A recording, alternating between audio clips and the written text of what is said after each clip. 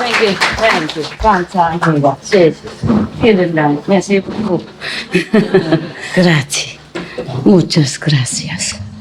Okay. Any Canadian here? So, Same Center, wonderful. She liked this clothes. Last time when I wear it, she liked it. And it's washed now and clean.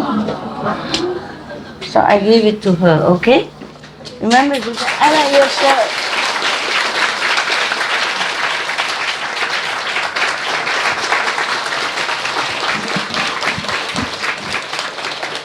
Where is the big Buddha? Ah. Yesterday you were all yellow, so today I thought I'd compete with you and then you become all green. I cannot run after you all the time with color. Yesterday also one person said she liked my robe and it's gone. So, Thank you, Master. yeah, it's okay. You are the one? Okay. But don't always copy them, okay, huh? Then I'll have nothing to wear anymore. It's not only that, but I'm not here to give you clothes. You are not homeless, okay? Just sometimes when natural, spontaneous is okay, yeah? But otherwise, even if I like to give everything, there's no time to arrange all that, you know? And also, sometimes I invite somebody for food, you know, or the monks I offer. But I cannot do this all day to all of you, even though I would like to. Please don't mind, okay? Otherwise, I will have no time to see you, no time to meditate, no time for many other things. I'm breathless.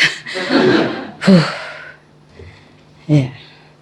Good, but I just ate my breakfast, so I'm very strong now. I wish I don't have to eat. I save sometimes also. Okay, now we go to heaven and hell, checking the Buddhas, huh? Yeah. You like story, huh? I love stories. Yeah, I love stories. It's so easy, simple to understand the principles of things. When you just read the story, it's more lively. It's more like exemplary, right? If I always tell you, keep the precept. Don't kill, don't steal, don't lie. You say, okay, Master, okay. What's the big deal? I don't know why. But all this true story from the Buddhas, we feel refreshed and re-inspired, re-encouraged. And so we feel happier to keep the precepts because we understand why. And we read the story, it's so interesting and so easy to remember, yeah? Oh, when we remember all these people, then we remember why they go to hell. Yeah, why they gone to heaven, why they became Buddha, why they became Bodhisattvas, and what for the Buddhas are there, saints, yeah, what for enlightened masters are there, etc., etc. They will remember better, yes. So I like very much. Recently I had more time to meditate and I had only a couple of books similar like this, Buddhist story in my mountain. And I read it, and I thought, wow, I wish I could read it to all the people. To you, at least to you. And then, so I came here, I have more. I have more here. And if you stay here, I will continue to entertain you.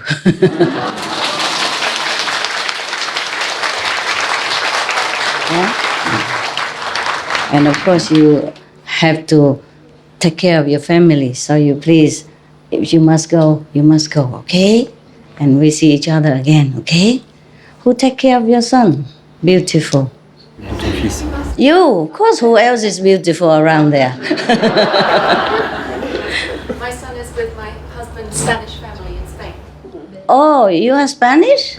My husband is Spanish. No wonder he talked in some accent. I thought, how come New Zealand people talk like that?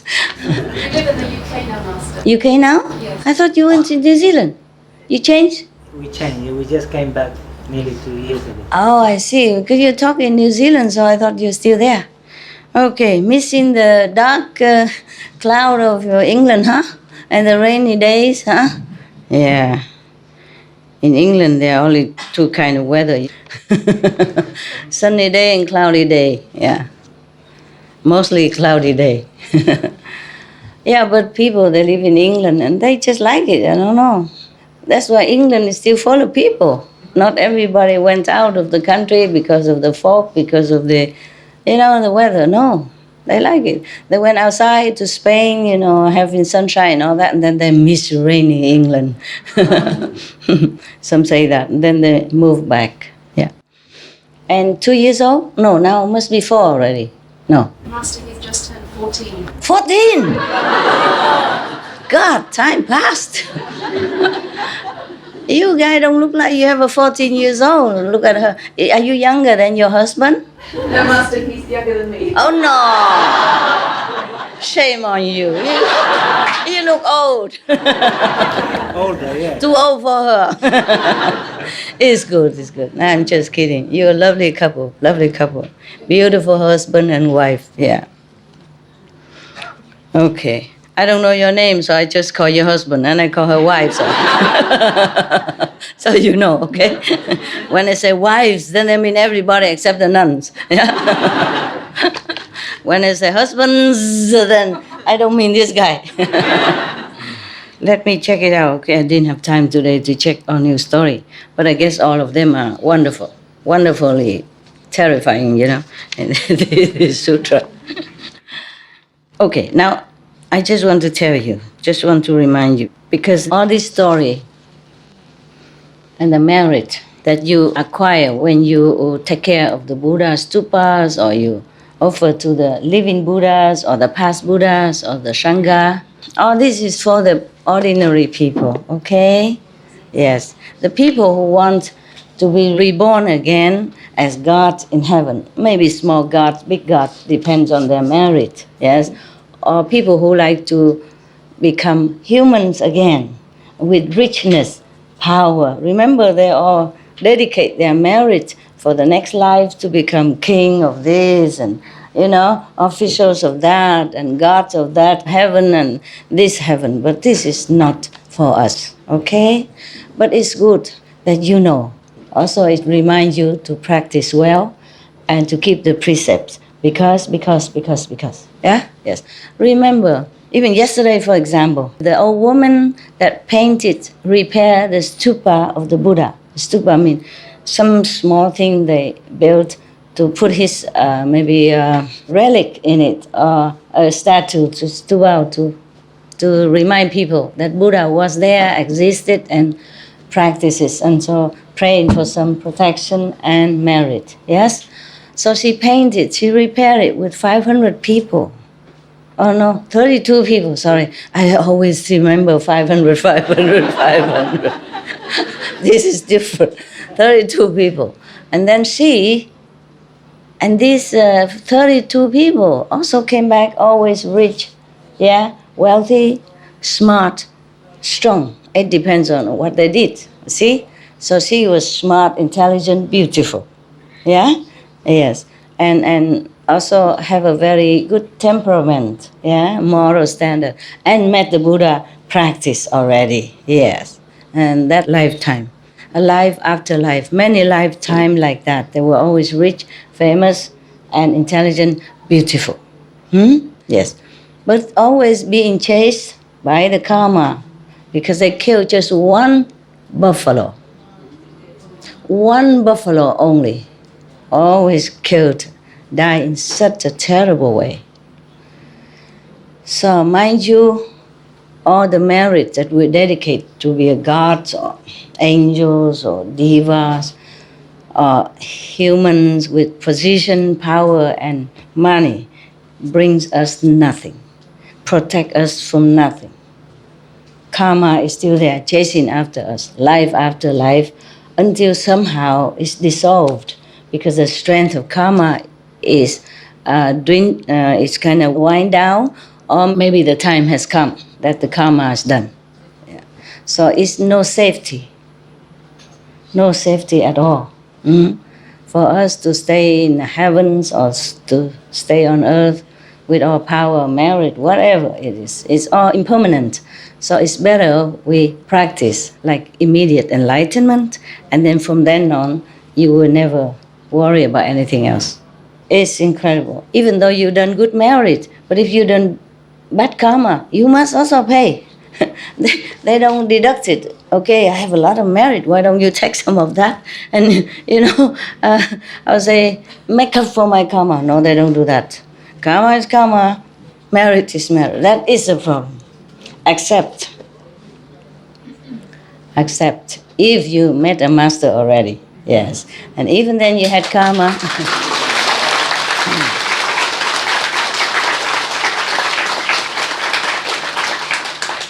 Even then you had karma, you still first go heaven.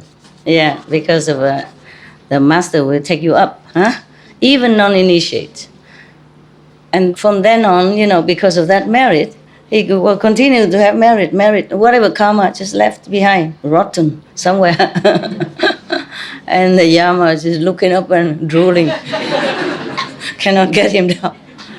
Yeah. Remember there was one thief. Told you the story about thief. His father said, don't ever go into any temple and listen. Yeah. But then he happened to be at the temple and then he listened. Yeah, one time.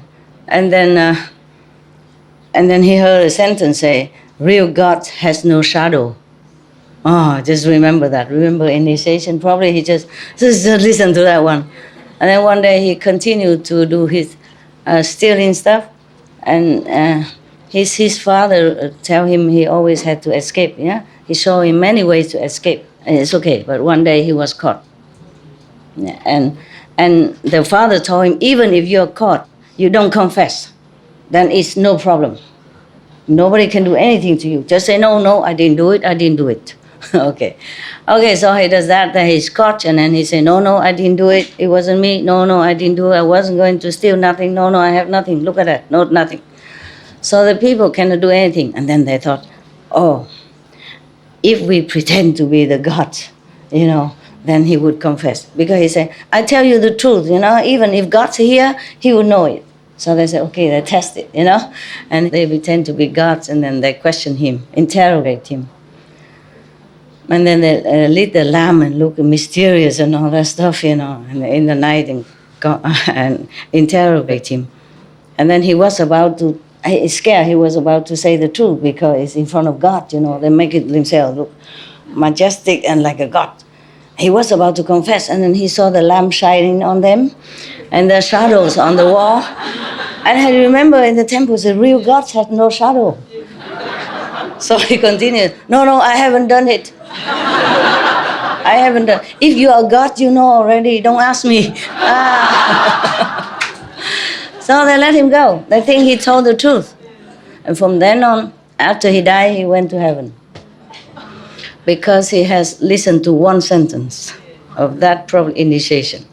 So the person came to him, the person who told him to go in that temple, came to him and said, okay, in a few days, your merit will run out, and they will send you to hell for what you did. So if the church come and ask, but you still have some merit left, So if the church come and ask you, you have your merit first, or you want to have your sin punished first? So you will say, I want my merit first.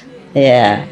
And then after he still continued to stay or go higher heaven, then that master continued teaching him, and then he has more merit, and who cares about the sin anymore? Understand?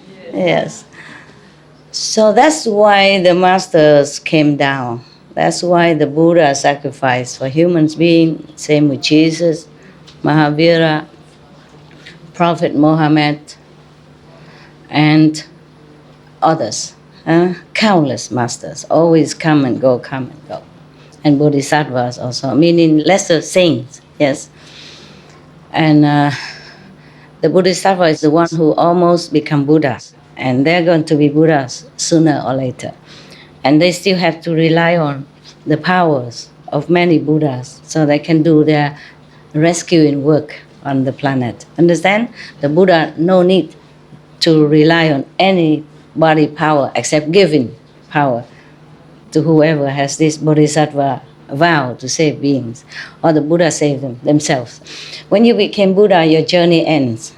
You can either save in the being, or you don't have to save any beings. Or you save the beings, and still you go up. You have no karma attached to you, you just go up. No matter how many you save, you just go up. Maybe you suffer when you're alive, but that doesn't mean that you have to come back, yeah, because of this karma. But if you do come back because your love, your compassion for other beings, then the karma that you still had from last life, maybe from other beings from last life, you know, like the one you saved, or the one you're going to save, will be upon you. Then you will be born a just ordinary person, and then you have to somehow awaken or find a master. Somehow it will lead you to practice again, and then you become a Buddha again. Okay? So you're safe if you're Buddha or Bodhisattva. But you have to reach such certain level, you know, as Bodhisattva or as Buddha. Then even if you were born as human again, you will not be oppressed too long. Yeah? You will somehow in yourself, something stirring up all the time. And then somehow something will lead you to meet another Buddha or enlightened master, or the one who knows the teaching of the Buddha and pass it on to you again. Then you, okay. Yeah? Okay. Yeah, like that. It's better, safer, to keep in your mind that you want liberation. Yeah? You want the ultimate goal of practice. You don't want to be a god in heaven. You don't want to be a human with rich and power and all that, unless you want it to so. Because you think, unless when you go up there and you see, okay, if I become prime minister of this land, I could help so and so, you know, my relatives, my friends, my countrymen at that time. Then okay, your choice. Not pushed down by karma. Yeah. So, I read you another story, huh?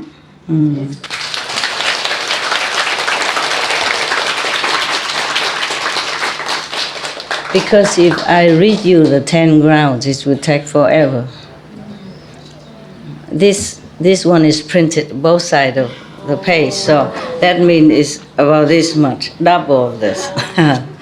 You probably have to become a monk and stay forever. Or you go home and ask your computer, print it out for you. Yeah, but the computer will not explain something to you and don't make you laugh like that. Yeah. So you need a living computer. Now, even then, I tell you, you see the king that killed 32 persons? He was a disciple of Buddha. Yeah, otherwise he wouldn't run to the Buddha. How would he do that? You see what I mean? Not disciple, but maybe follower, believer, yeah, a lay believer. Still, he killed people. In a nanosecond of anger and fear for his life, he forget to ask the Buddha. He could have run to the Buddha at that time and say, Master, there were 32 persons want to kill me. I want to kill them to save my life. Maybe should I do that, or is there another way? No, he didn't. He killed first, and then people come and threaten him, then he run to the Buddha. Yeah, this kind of disciple. You see that? Yes. So being a king, because of your marriage or former life, is bad for you. Even if you have the right to kill these people, it would have been better if he didn't. Then his marriage will be better, and he doesn't have to suffer later on. Okay? Yeah. But maybe the Buddha saved him, I don't know, but still it's not the right thing to do. Yeah? The Buddha at that time teach everyone to be compassionate, you know, no kill, no steal, and that. And because he's a king, you know, the law and all the power make him forget. He can just kill anybody, anytime. Just chop, that's his tradition at that time. And it's bad, nah? Yeah, even though they were enemies. Yeah. But at least, thank God, the Buddha was there. Otherwise, he will be also killed, the king, because the clan of the 32 noble children, come in revenge. And then, after their revenge, the king army, the king princes and prince and officials will revenge again to the and then this will never stop. It will involve more people, more karma, more killing, more bloodshed. You see that? See that? So that's why we should never ask to be born again, or even this lifetime to become king or anything. You have enough food to eat, you have enough clothes to wear, that is the best thing already. Okay? And whatever left, maybe you can spare, then you give it to the poorer people. Whatever you can. Even just a little bit of something, some food. The food that we wasted in our planet, in every rich country, we can use that to nourish the whole planet 3 times over. Every day, buy a lot, and then don't eat and throw out, because nowadays we have the fridge, we have the supermarket. We want to go out to buy once a week, and then we stuff it all in the fridge and eat slowly. But sometimes we don't eat, we go out, and we go to friends, and we eat outside, and then the food just keep staying there. So do not buy too much. If you can afford, whenever you go out to work, and then by the way, you stop by something enough for that day, 2-3 days max. Otherwise, even if you put things in the fridge, they still go rotten. And that's not only that. Not only we are the one who waste it. The companies who sell food and drink, sometimes they throw them away so that the price will not be too low. If it's too abundant, then the price too cheap. That is the problem. Before the food reach us, it's already thrown out. Not even to give to animals. It's end up in garbage can. Tons and tons of them. Oh my God, they're just pouring down, just tomato bags, cabbage, broccoli, salad, avocado, apples, banana, all pouring down like dirt from the garbage collection. And then just grind it all, end it up in the garbage. Some of the people now, they organize themselves to pick up this kind of food, to give it to people. But still, how much can you rescue? Since you don't have a lot of people in your organization, and you can only pick so much, and only so much people come to eat. Maybe some poorer people. But billions of people are hungry. We cannot bring the food there for them. Unless the whole world have to sit together and have to organize how to make use of this food instead of throwing away, and then a lot of people hungry. That's just not right. That's not right. It's not only hunger, but costs a lot of electricity, water to grow this food and then throw away. And when throwing away, it costs also money to take care of that. Trucks and electricity and machine to make use of that and to get rid of that. To transport to the garbage area or doing something with it costs more manpower, more electricity, more water, more taxpayer money. This world has to organize itself in more efficient, benevolent ways. Otherwise, it's going to be shortage of food, of drink, even for the rich people later. If continue like this, even you have money, you can't buy things. Keep wasting, and then the earth will have less nutrition, and the water will be polluted, and cost too much of everything. CO2 more because of all this work. Then it's really a helpless situation. Helpless situation. The world must organize itself. All the countries, especially the rich countries' leaders, have to sit together and think of what to do with this. There must be an efficient way to divide all this food to all over the planet. then there will be less war, less refugees, less trouble, right? Hmm? Many countries are fighting with each other because of water shortage also, oil, oil problem. You see that? Yes. Just because we use it too much. We are using too much fuel to produce food, and then we waste it, and then we use a lot of also energy to take care of the waste. It's like a devil circle, it won't end. Must organize together. The food organizations, the food ministry of all the countries have to sit together and tackle this intelligently, compassionately, or else we all will have consequences. Remember, okay? Do not wish to be gods or any local gods or big gods. Do not wish to be reborn again as rich and famous, beautiful movie star or prime minister, whatever, yeah? I'm checking, okay? What kind of king, huh? Already listened to Buddha and still go out and kill people, just like that. Kill 32 persons just to protect one person, himself. Okay, I don't know this story yet, but we read it, okay? And we surprise together, okay?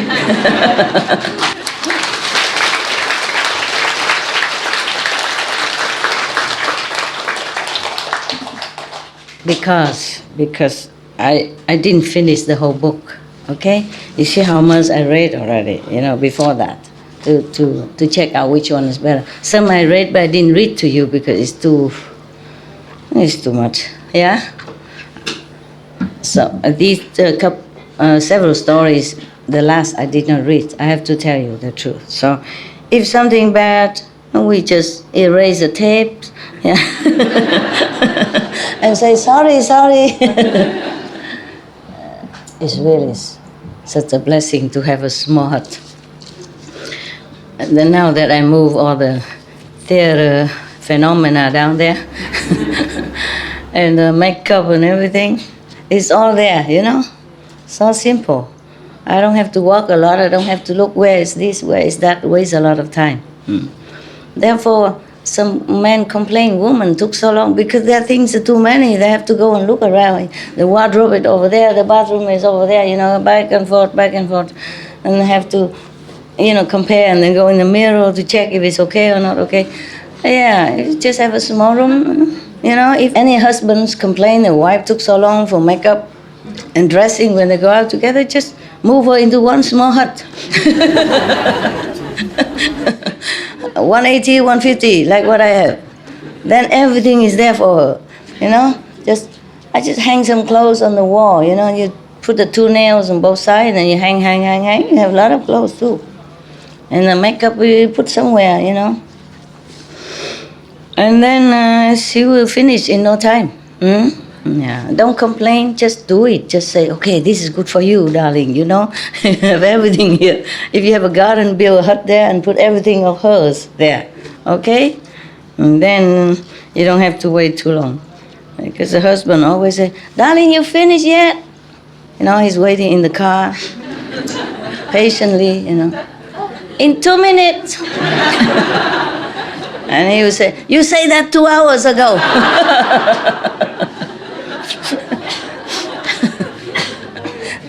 Huh? 2 minutes. But you say that 2 hours already ago.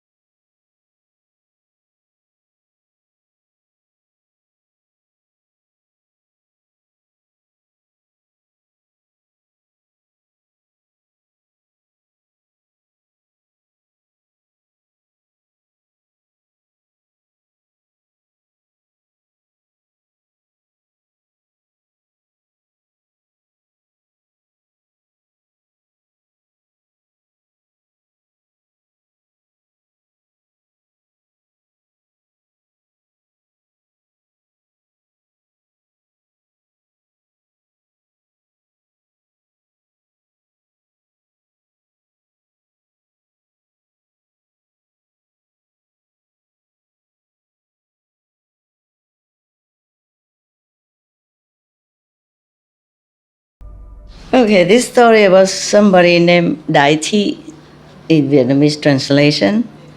He's the one who tried to empty the ocean. First, I have heard true story from Anand and Buddha. At one time, the Buddha in the country called La Duyệt Kỳ, in the mountain Linh Tu, probably that's the mountain of these, the one who eat the dead corpse, I forgot. The bird that eat... Vulture, the vulture mountain. Yeah. Oh my God, the Buddha. He stay everywhere. Probably just the name, but the vulture will not be all over the mountain, no? Probably staying outside his ashram, waiting for waiting for some leftover food or garbage. With his foremost disciples and 1,250 bhikkhu. This time it's not 500. Yeah, it's 1,250 bhikkhu, exact. At that time, the Buddha wanted to have an attendant. So everyone, the foremost disciples, the first disciple, the big disciples knew his wish. And then the person named Như, he is one of the 5 persons who drinks his blood, drink the Buddha blood in former life, and then become his first disciples? Huh? What mean all? Oh, the Buddha gave it. There were Dracula, there were vampire at that time. And because Buddha was a king, remember, in that country, and he taught all his citizens to keep the 10 good precepts. Therefore, all the angels protecting all the citizens in that country. So these vampires could never find anyone to catch and to eat or drink blood. So then he came and complained to the king. He said, you have compassion for all the people, but you forget us. We have nothing to eat. We are dying now, etc. Remember the story? No, you were not there. Okay, so he cut his vein to five holes to let them drink the blood. And then he say, you must change your way. You must be more compassionate, loving. You cannot eat people, because people are the top of the creation. Change your way. So in the future, if I became Buddha, I will rescue 5 of you first. So said and done. Yeah. So now one of these 5 persons have met the Buddha and became the first disciples, and also become a monk. The monk, 5 monks under him. And at that time, in this vulture mountain, the Buddha just need an attendant. Perhaps Anand was ill or something at that time, or maybe he's not there. So Như, one of the 5 first disciple, come out and kneel in front of the Buddha and say to him, obeisance to the world-honored one. I vow to be your attendant all my life and serve you faithfully, humbly. Please be merciful and accept that, so that I have your blessing. They're just saying that, but that doesn't really mean that they want to do that to get blessing, just humbly. The Buddha say, but you are very old now. I don't have the heart to make you serve me. So he went out. I wouldn't dare to take him as an attendant either. What if what if the old habit come back and he wants to drink blood again? He's not vegetarian, is it? But what if he remember the past life, Yeah, some people still, the habit die hard, Many thousand years you don't even forget. So okay, Như left, bowed to the Buddha and left. And then Mahakashipa, and then Sariputra, and then Maudalagayana, and the other 500 big monks, come out one by one, who want to be his attendant, but he refused them all. It's not easy, It's not easy. Everybody wants to be the Buddha attendant, but you have to be able also, no? Not just say, I love you, and then that's done. It's not that. Yesterday, one of your sister, because I know her husband long time ago, and he was one of the so-called Hu Fai, followed me around when I was in Europe first time in my mission, in my job, when we're doing all the fashion show, and they follow me everywhere. Her husband is one of the maybe 4 or 5 men hang around, driving, shopping, snoring, and etc., etc. Tempting me, go to disco and all that stuff. Master, that discotheque here is made by the Prince of Monaco. Go and check it out. I said, why we have to go there and check it out? Oh, it's a small country, nowhere to go. We just go and check it out. I knew nothing. They tempted me like that. And then they drove me all the way there. Yeah. My God, I went there just to eat a pizza. A vegetarian, a vegan pizza. Disco, my foot. I didn't know how to dance. I forgot how. And then I just drink orange juice, looking around. Okay. I told you yesterday, if the Buddha went into the brothel, you don't say nothing. Okay? It's good for that business. He will try to rescue someone there, okay, who has good affinity, but somehow being pushed into that position by karma. Understand? Just like many stories we heard. Good people often misstepped and then fall into some very bad areas. Mm-hmm. And one of the master of Vietnam, he also teach similar Kuan Yin method. He also went to casino. Yeah. But I never thought anything like that. Okay, he don't go there because he enjoy playing cards or anything. He went there for some purpose. Yeah, maybe transform that place or help somebody there. Okay? Yeah. So the ordinary people and the bodhisattva do perhaps similar things, look like, but it's not like that. Okay? It's not like what we think. All right, where were we? At that time, one of the monks, he somehow intuitively know that the Buddha wanted Anand. That time Anand didn't exist yet. I mean, he's there, but he's not famous. So he, and other people also understood that. So, okay. And then Sariputra and Maudagalayana come up and to me and say, Anand, me mean Anand, yeah? Anand, I think the Buddha wants you to be his attendant. You have more merit than us. Okay, come, get up quickly.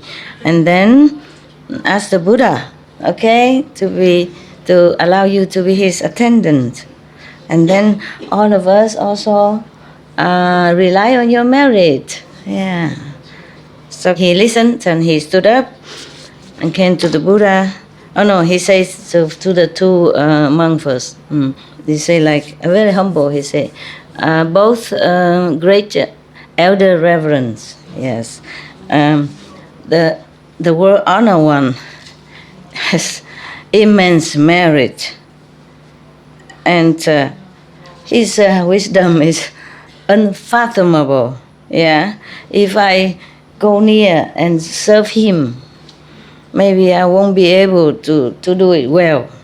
And then if I do it all wrong, then make karma, and then it's bad for me. What to do? So the Sariputra say, but we observe that the world honor one pay attention to you a lot. I think Buddha think you can do it. So he would like you to become his attendant. So I heard the two great reverends say that. I don't know what to do anymore. Meaning Anand. Anand doesn't, not I. I wouldn't have that such a merit. I don't know what to do.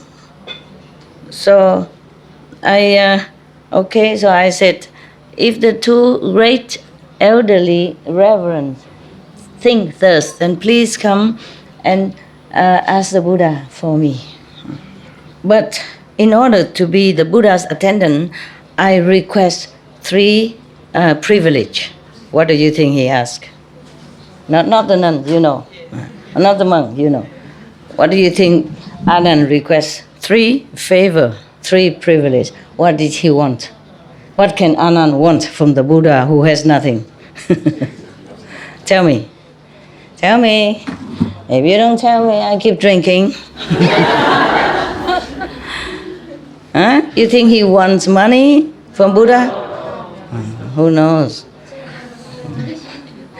Wisdom? Great wisdom. No, the Buddha already give him the way to practice, and then he has his own wisdom. Sutras. He wants sutras from Buddha. Buddha has nothing. Ability to remember everything. That he has already. Good, but it's good that you know. Maybe. Yeah. Stability. What, love? To serve. To serve? Good serving ability? No, to serve. Yeah. I want to serve you. Well, he's going to do it. It's not okay. Serve with the good ability? Yeah, maybe, okay. Enlightenment, he already gave him. Secret teaching. He wants Buddha's secret teaching.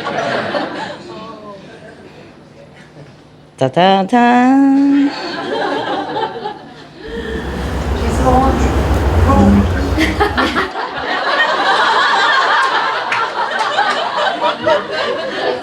Buddha has no room. He lives in a mountain next to the vulture. What else? Immortality. You want Buddha to have a successor? Yes. To take a successor first. Okay, understand. Okay. He's saying that he wants the Buddha to pick a successor first. And then after that, maybe use a successor or maybe use Anand together. Yeah, is right? Okay, good. What else? Immortality, the golden Buddha is immortality. Immortality. He wants Buddha immortality or him or Anand immortality? L'immortalité du Bouddha ou de l'Ananda? I don't. Ananda is. Ananda want to have immortality. Right. Okay. Because when the Buddha asked for immortality, Anand just zip, say nothing. That's why Buddha died. Okay, good. Anything else? To help cut the ego? Help cut the ego? Oh, that Buddha cannot do. You gotta do it yourself. The more you help, the more you get angry at the Buddha. Then you might live. It's not easy to help anyone to cut the ego. They will hate you. Sincere heart. What, love? Sincere heart. Sincere. When Buddha sincere heart? Anand wants sincere heart. Anand want the Buddha help him to have a sincere heart. Is he not sincere ever? Oh man. All right. Maybe typing machine. Typing machine. Typing machine. A recording machine. His mother to be Buddha's disciple. Anand wants his mother, Anand wants Buddha's mother, to the mother. accept the mother. No, that's another time. That's long after he was attendant already when he asked. To be always his number 1 disciple. To be the best disciples and always stick around like you guys want it. Oh, typical. Don't even know can do or not. I want to stick around. Yeah, everybody wants but cannot do. Anand, even though he wasn't all that enlightened, but still, he's not all that mundane like you. Stick around. Eternal life, blessing, whatever, no?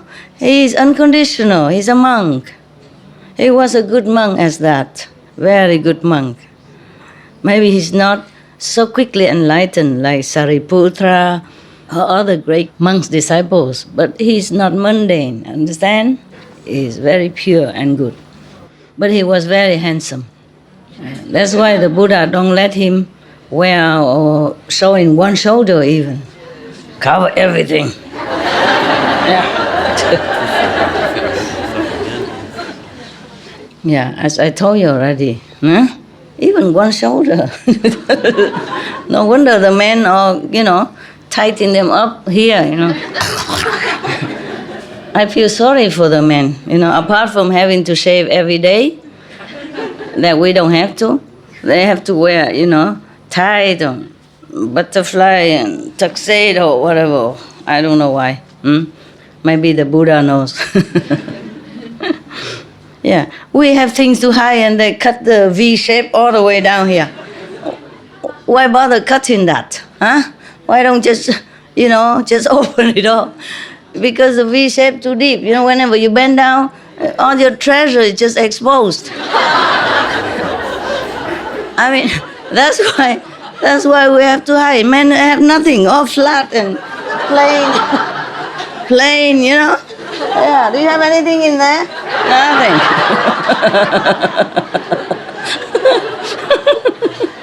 That's why, their shirts are all the way up to here.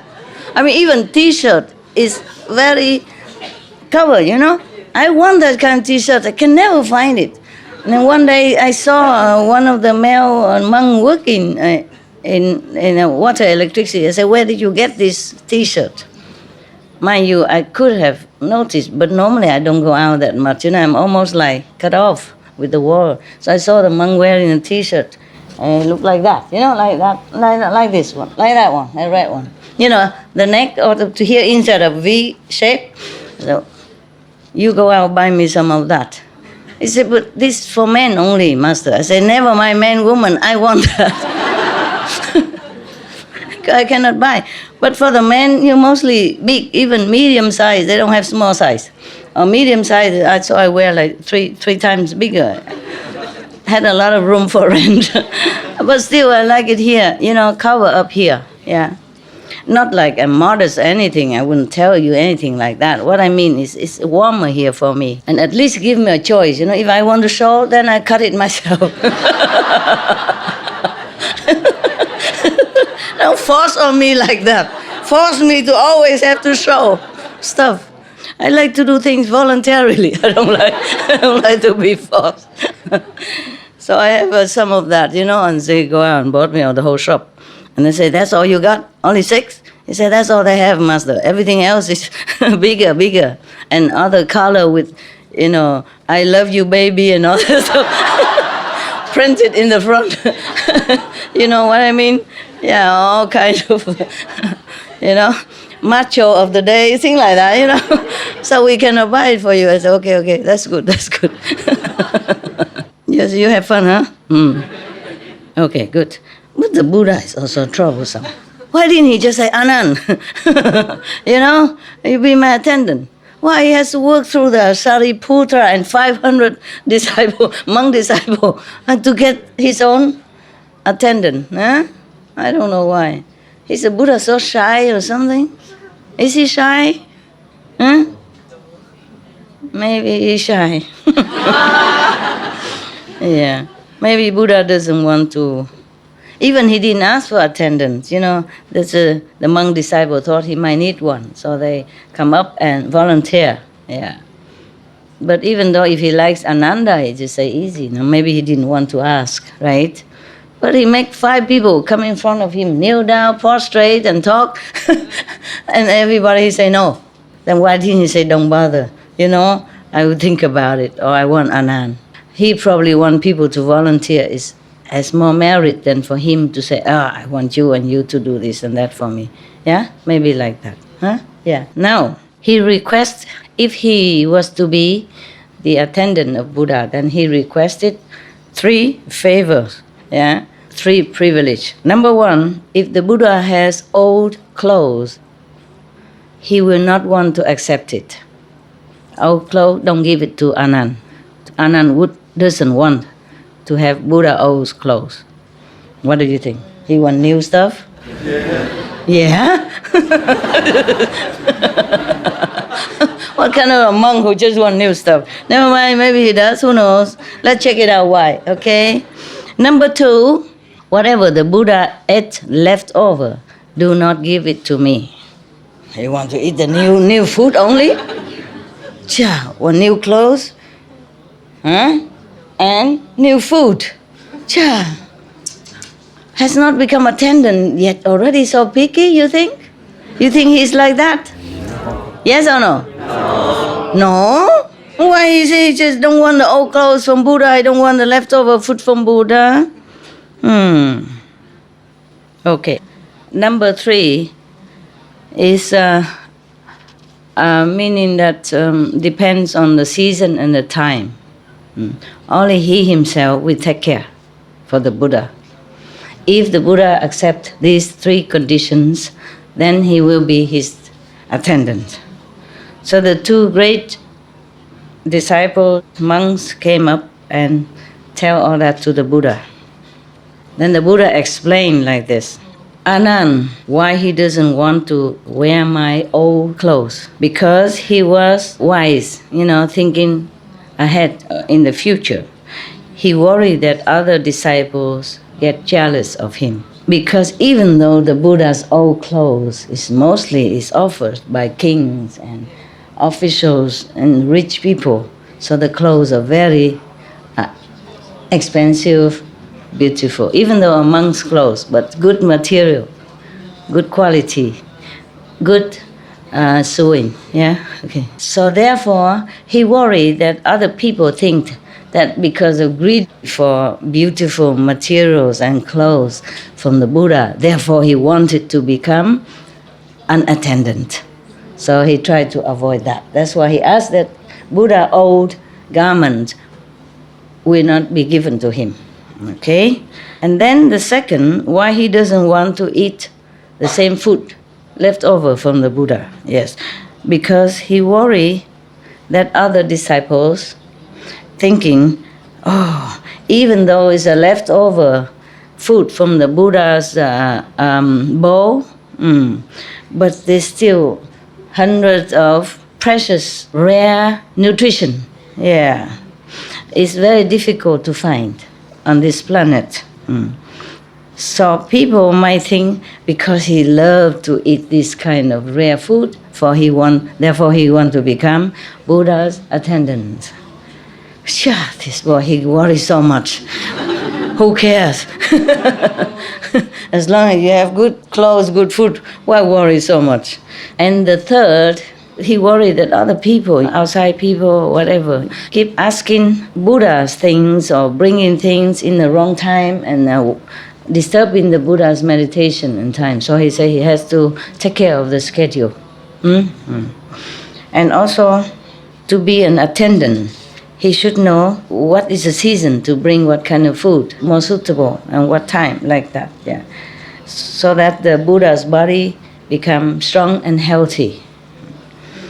Everything must be really taken care of accordingly, correctly, for the Buddha's wellness, yeah. That's why he asked like that. He said he's the one who take care according to the seasons and time, schedule. Nobody else should interfere with that. Yeah? So he's near the Buddha, he should know what kind of Buddha like and what kind of food is suitable for him. Maybe his body not well today, then he give what, But if everybody else interfere and always want to come and give this, give that all the time, anytime, and then he doesn't like that. He said he's the only one should be able to take care of the Buddha's food accordingly, according to time and season. Okay. But you should know it's not just this day, it's not just in this lifetime that he asked for this. So like offering food according to seasons, yeah, not only this lifetime. A long time ago, past life, he also served me and also do this, yes. Maybe that's why he knows everything, huh? He knows what about the Buddha wants and what time should give what. So the Sariputta tell the Buddha, obeisance to the word honor one. In the past life, how did Anand serve you? How does he know when to do what and when to give you what? Please, can we know about it? Yeah. So the Buddha said, Sariputra, if you want to know, of course, I will tell you. He said, Sariputra, long time ago, limitless time passed. At that time, there was a king who ruled a very big country. And under him, he also ruled 84,000 smaller countries. And also 800,000 small tribal leaders. Also on this planet, in this world. The capital is Balautisa. In that capital city, there was a Brahman man, Brahman, you know. Brahman is a first class caste of India. Yeah, okay, just to remind you. And he's very, very, very intelligent, and the king respected him like a teacher. And all the subordinate kings also respect him very much. Everyone make offering to him and often come to visit him or ask for advice, etc. Then they treat him as if they are just court officials and the Brahman is a king. Yeah. His family is very rich, very rich. His richness is as rich as the king even, because everybody come and bring offering to him. He's very rich, but he has no children.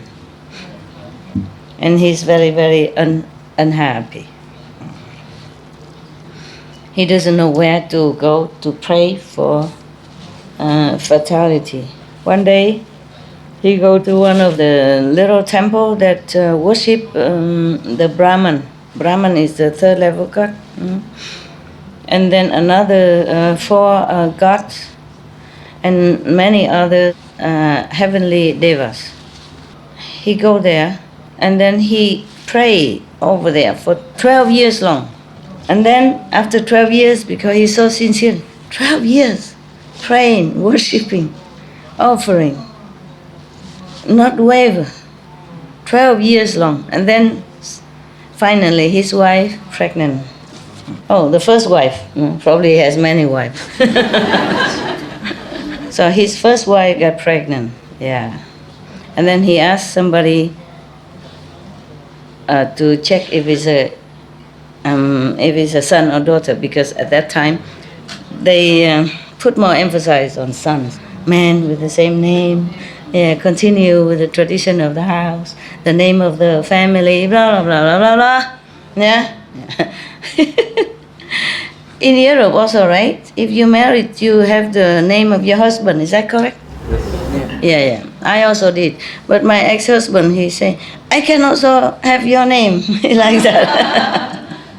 Vietnamese name. Funny. Funny guy. It's okay. He said he wants to have my name. I said, no, it's okay. We continue the European tradition. Yeah? But he don't mind.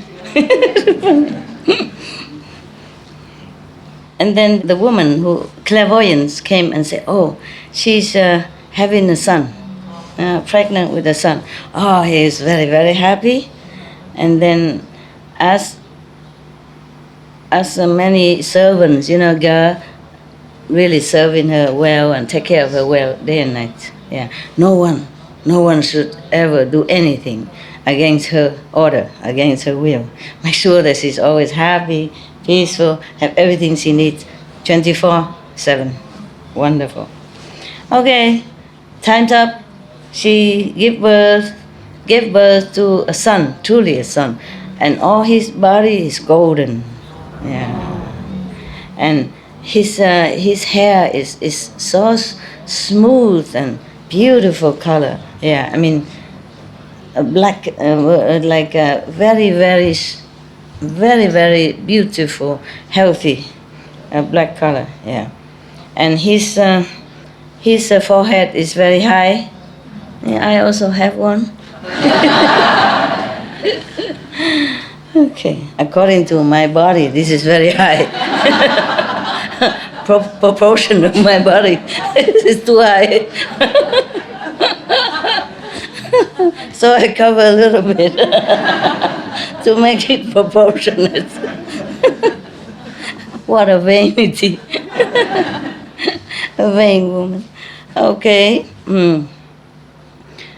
His nose is straight, yeah, and his eyes very bright, yeah. His mouth is very pinky, yeah. In human standard, he is perfect, yeah, perfect. Wow, he's so happy. The father Brahman teacher was very happy. And then he asked astrologer came and check out his fortune, his astrology. Okay. After he checked him out, he said, "Oh, this boy has all the merits and morals in the whole world. No one can compare. Yeah. In the future, he could be the teacher of the king, teacher of the country. I mean, master. Yeah." So, wow, after that he was very happy. You know, the Brahman teacher, very happy. And then asked him to give him a name. The astrologer, give him a name. The clairvoyant, give him a name. Okay, at that time, to pick names for children has two rules, yeah. They have to observe the stars, constellation of the stars. And then they have to see if any phenomena come out, you know, appear. A good omen, something like that. So the astrologer asked the man, when the great lady was pregnant, was there any strange or good phenomena appear or not?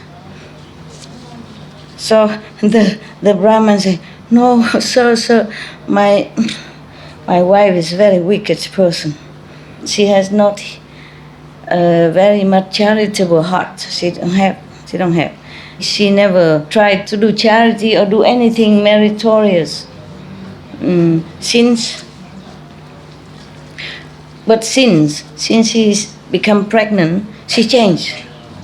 Yeah.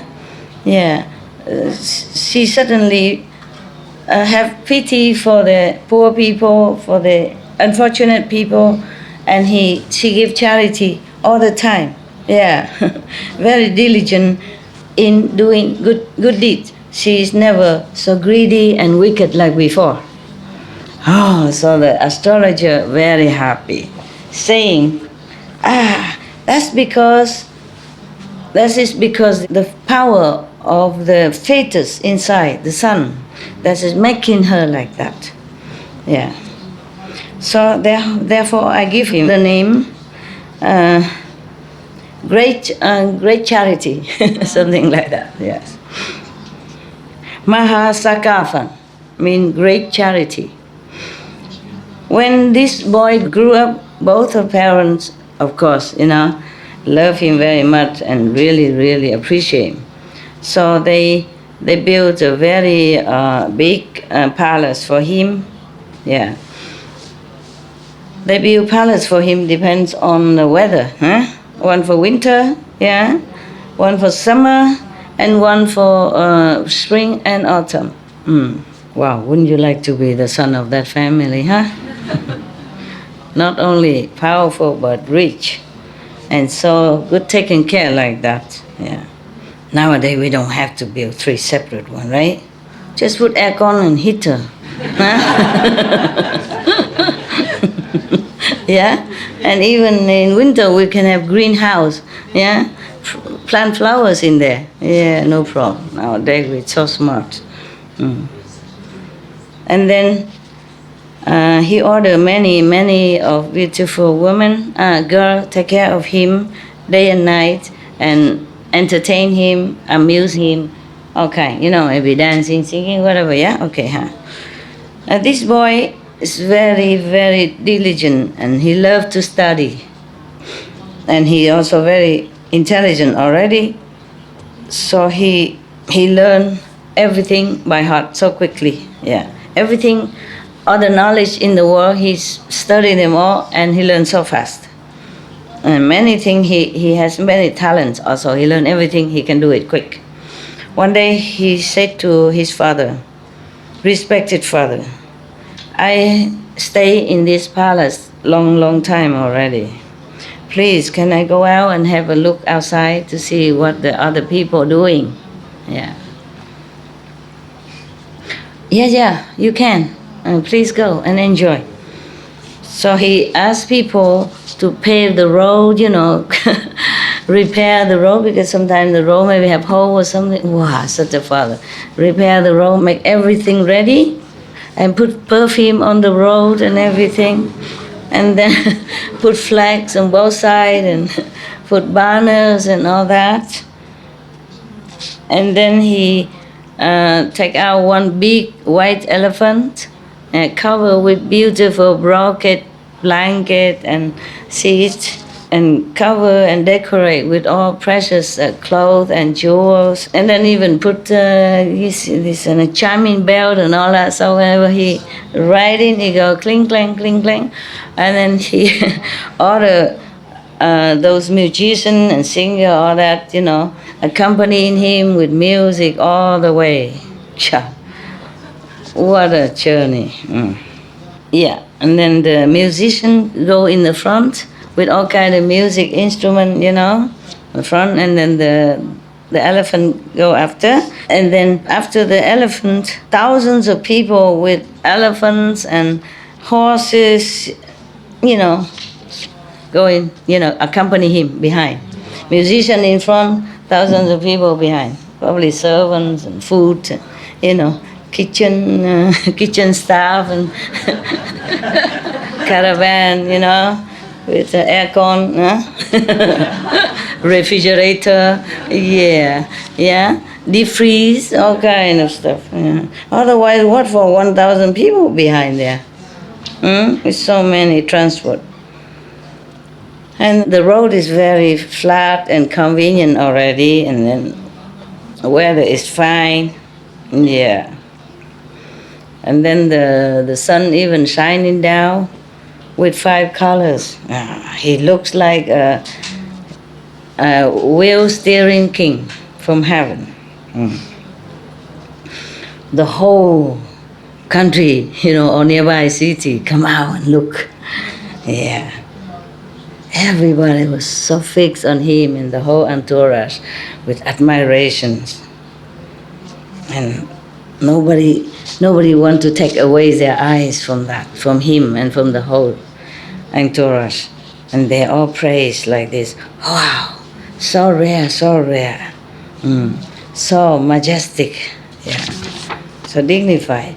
Look like a Brahman king from heaven. And then suddenly appear somewhere a bunch of beggars, tattered clothes, smelly, dirty. It's a contrast. And then they have no shoes, nothing, and walking, even limping, come out, and then their bow are broken and everything like that, nothing good. Come out and ask for food. And the great charity asks, why are all of you suffer so much? Why are you in suffering like this? And they say, sir, we have no family, we have no parents, no brother, sister, no wife, no children. We are very poor. We have nowhere to live. We're homeless, beggars. And then the other one of the beggars say, I'm sick all the time. I have no way to work, to earn money. I have no way to survive. And the other one say, oh, my family met the unfortunate circumstance, so we became bankrupt. And many debtor came, so I cannot pay and pushed out of my house. So I have to hide, run away from them, and then begging on the street for surviving. Yeah, what a great contrast.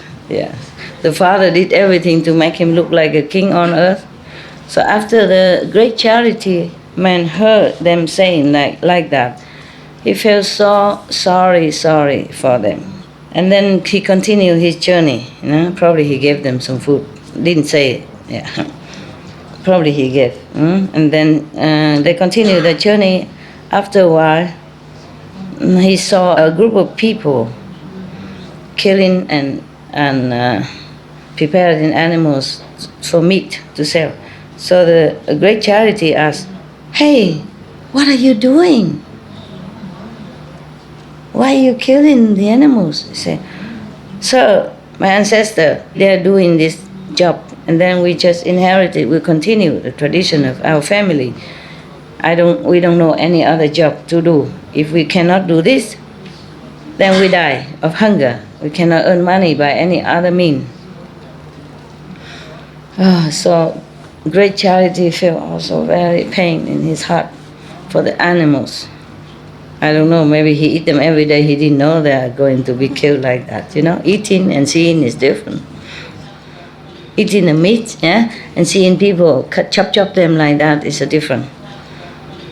In a while, when they continue their journey, and then he saw many people plowing the field, the farmer, And then all the worms coming out because they're plowing, and all the worms and the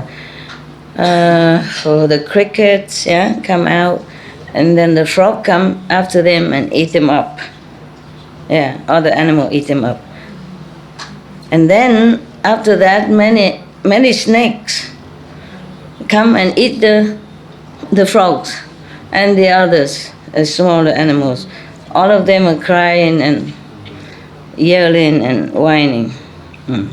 And then he saw big eagle, flying down and eat the snakes. Swoop the snake and brought it up and eat on the top of the tree. And the great charity asked, "What are these people doing?" And people say, "Sir, they are plowing the field in order to plant the rice." Yes.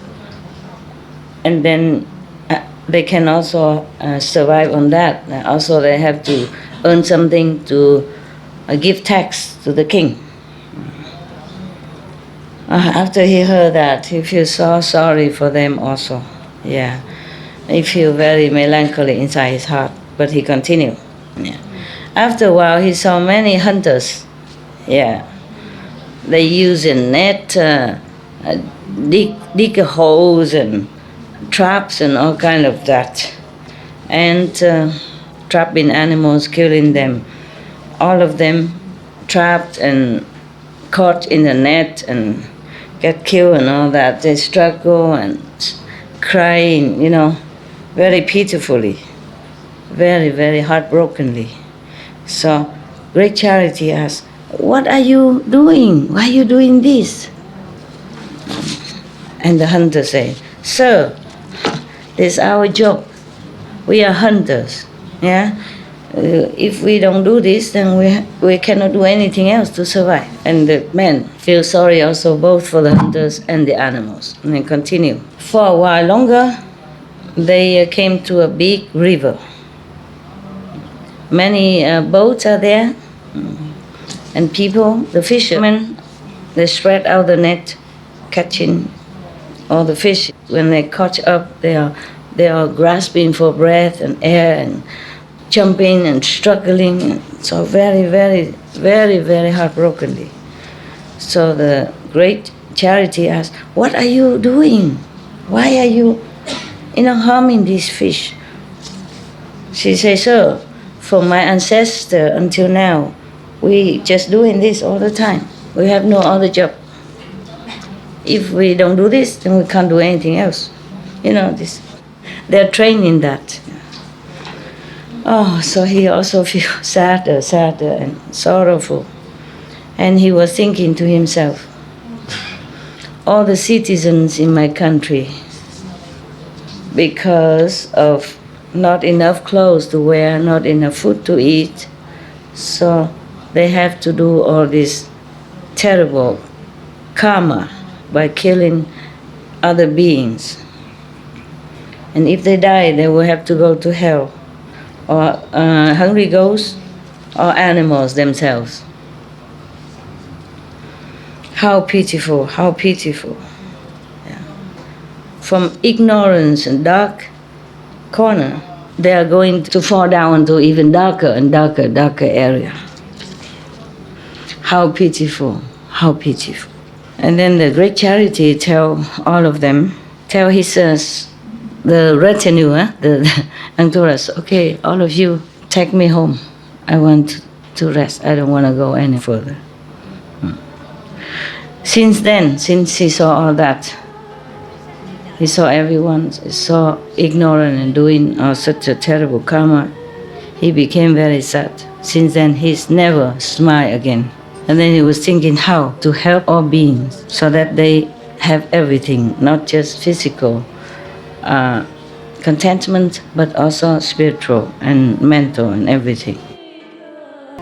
Then he came up to his father and said, "Respected father, just now I went out into the suburb area, in the rural areas, and I saw that our citizens, because of survival, doing many things that is karmically heavy, also labor for food and clothes, and then killing many other beings because of their own life of survival. Even cheating, killing, and harming each other. After they die, definitely they will fall into the three evil paths, yeah? Remember what is that? What is the evil paths? The three.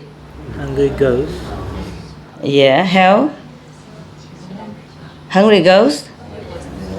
An animal. And animals, yeah, bad animals, yes. Not just good animals. Or maybe normal animal, good animal. Depends, Depends on the karma. So I feel very, very sorry for them. Please, can you give me one of our store of food so that I can go and give it to them, to the poor people? Yes, it's up to you. My wealth is yours, yes. If you want to go and give to them, I'm happy too. Okay, after that, he went out and posted everywhere. He said, all the country people, anyone who are poor, has not enough food to eat, not enough clothes to wear, come here to my house. You take as much as you need, okay? All right. So everyone heard that. Everybody come, the people who are poor, sick, lonely, no one take care, everyone come there. Many people came from far away, as hundreds of miles away, yeah, or even more, yeah. People come from 3,000 miles here even. I don't know how they do that. No car. They probably take time. The one who is healthy carry the weak and sick. They help each other. Yeah. The one who have eyes take care. Take the blind. So anyone come there who, if they want rice, they have rice. If they want clothes, they have clothes. Everyone have everything they need. After a while of charity, many of the stores in his house have gone down. So the storekeeper came in and said to the father, the owner, "Sir, your son is giving many things away already. If the king and other officials come here, how can we make a party and treat them? So please reconsider this. Don't be too late, and later there's nothing left." 1/3 is already gone. 1/3 yet, so that means his family very rich. 1/3 is gone, and 2/3 still there. So, but the father think rather empty all the storerooms, but not to make my son unhappy. Don't you wish to have such a father? Yeah. And then after a while, all the storage is less, 2/3 less, gone. Yes. So the storekeeper come again to the father and say, "Sir, 2/3 of all our storage is gone already. If you don't stop this charitable work, then even we have nothing to eat." So the father thought, I love my son too much. I don't want to make him unhappy, but maybe we can think of something to lessen all the people, the beggars come in, half of them. Then maybe we still have something to use. Okay, so the storekeeper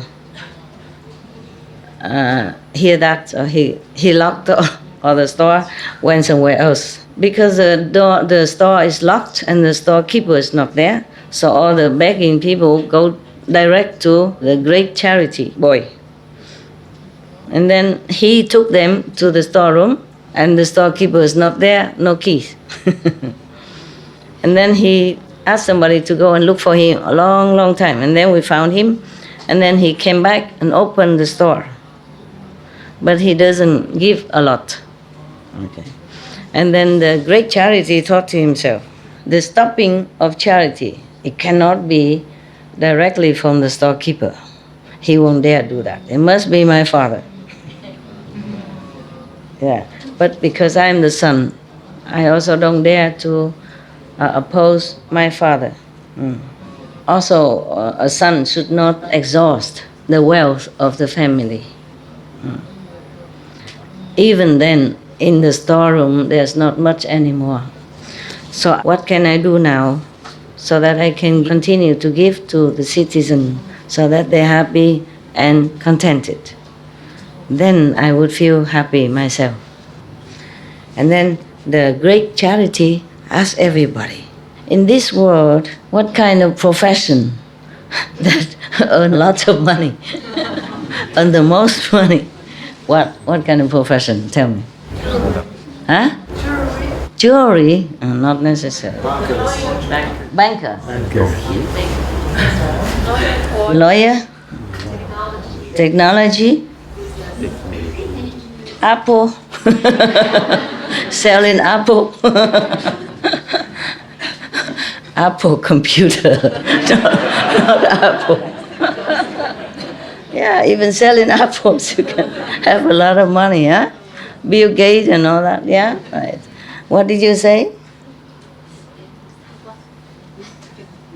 What else? Mining? Gold, mining gold. What else? Anybody else? Artist. Huh? Artist. Artist? No, not. Except you are Picasso. Huh? You mean movie stars? For example. Yeah, they are also artists. It depends on what artist, right? Huh? Engineers. Engineers? Insurance companies. What? Insurance company? Bankers. Oh, somebody told already. Okay. What do we do in Togo to earn lots of money? Assurance. Insurance. Oh. Oh, so we are in the wrong field of job. How about Supreme Master Ching Hai job?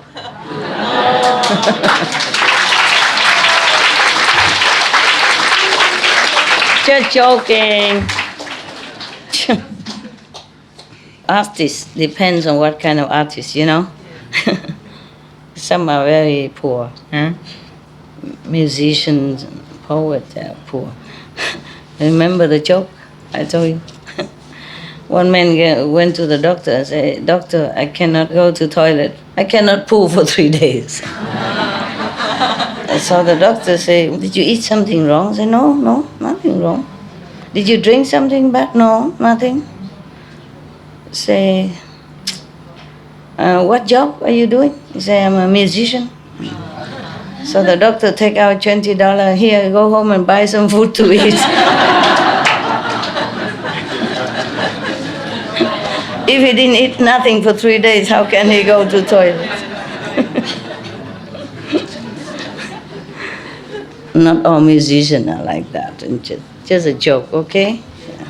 After he asked what kind of job that brings a lot of money, earn a lot of money, one of his workers say, "Sir, if you plant 5 kind of cereals, then we earn a lot of money." And the other one say, "If you're not afraid of danger, and you can travel far away, then that will and do like a merchant, buying, selling business, then you earn a lot of money. And another one say, sir, all this above is useless. They don't bring you any success. If you want all the beings on this planet happy, then you should go deep into the sea and find those precious stones and all that. Then that's the best. Yeah. So the great charity say, plant trees, go far to buy and sell. It's not much money. Okay, maybe go in deep in the sea to find precious stones. That should be the best. Okay, precious stones, they're more expensive, right? And you don't have to do anything, just go deep in there and find them. So, okay, I will go. I'll go and do that.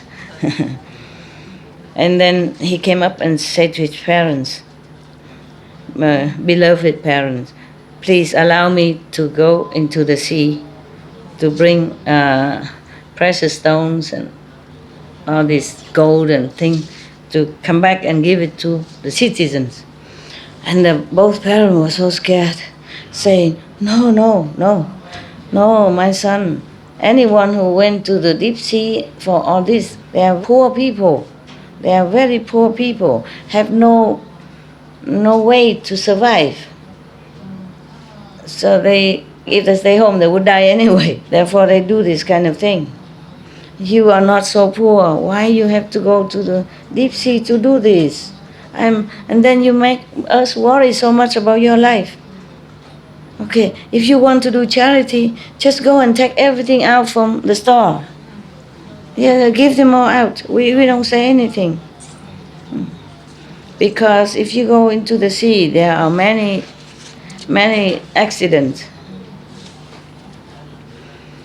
Big wind, big waves, big fish, poisonous dragons, and ghosts and devils, demons, yeah? It's very difficult to escape. Please, why do you bring your precious life into such a detrimental, dangerous situation? Please don't go. Don't think nonsense anymore. And great charity was so sad. So sad.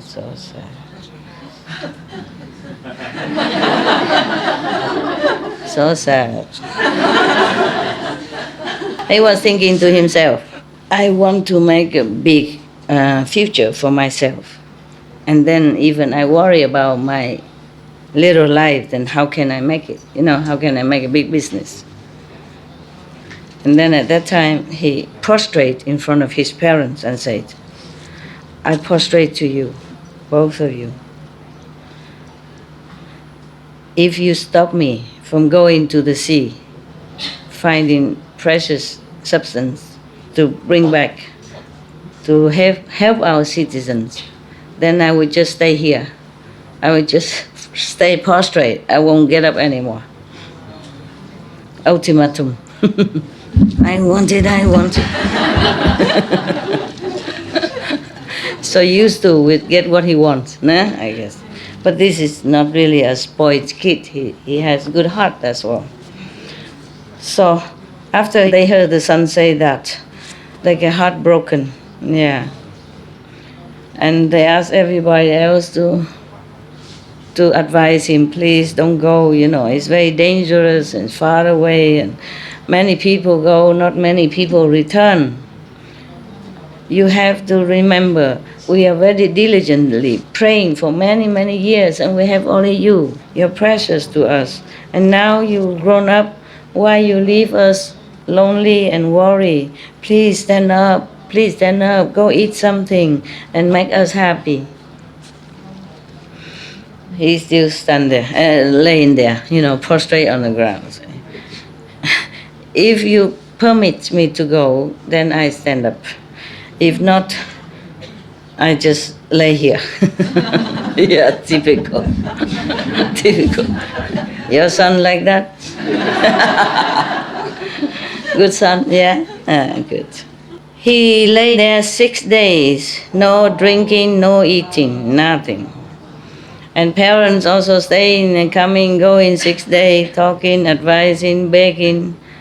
But he don't stand up, he just rather stay there, hungry and thirst. So the parents so scared and talk to each other.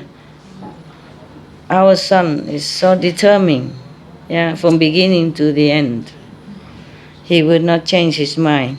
So, okay, we close our eyes and say, okay, let him go. Because if he stay here, after 7 days he would die anyway.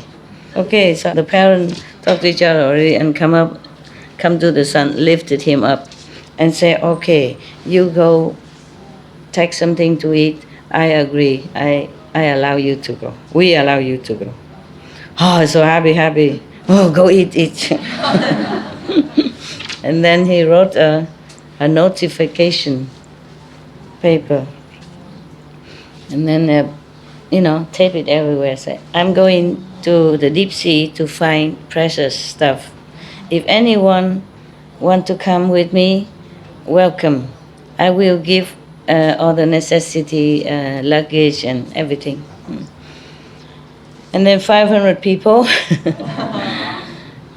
like to come with him. When they're departing, the departing day, the king, the officials and many people come out. Oh, many tens of thousands come out to say goodbye. And they offer them, dry food and money and many things and drinks and all that for the journey. Yes. Everybody was happy. Yeah, everybody pray to and wish them peaceful journey and peaceful return, safe return. After a few days on the sea, they stopped in front of the sand beach. So everybody came up there and take a rest.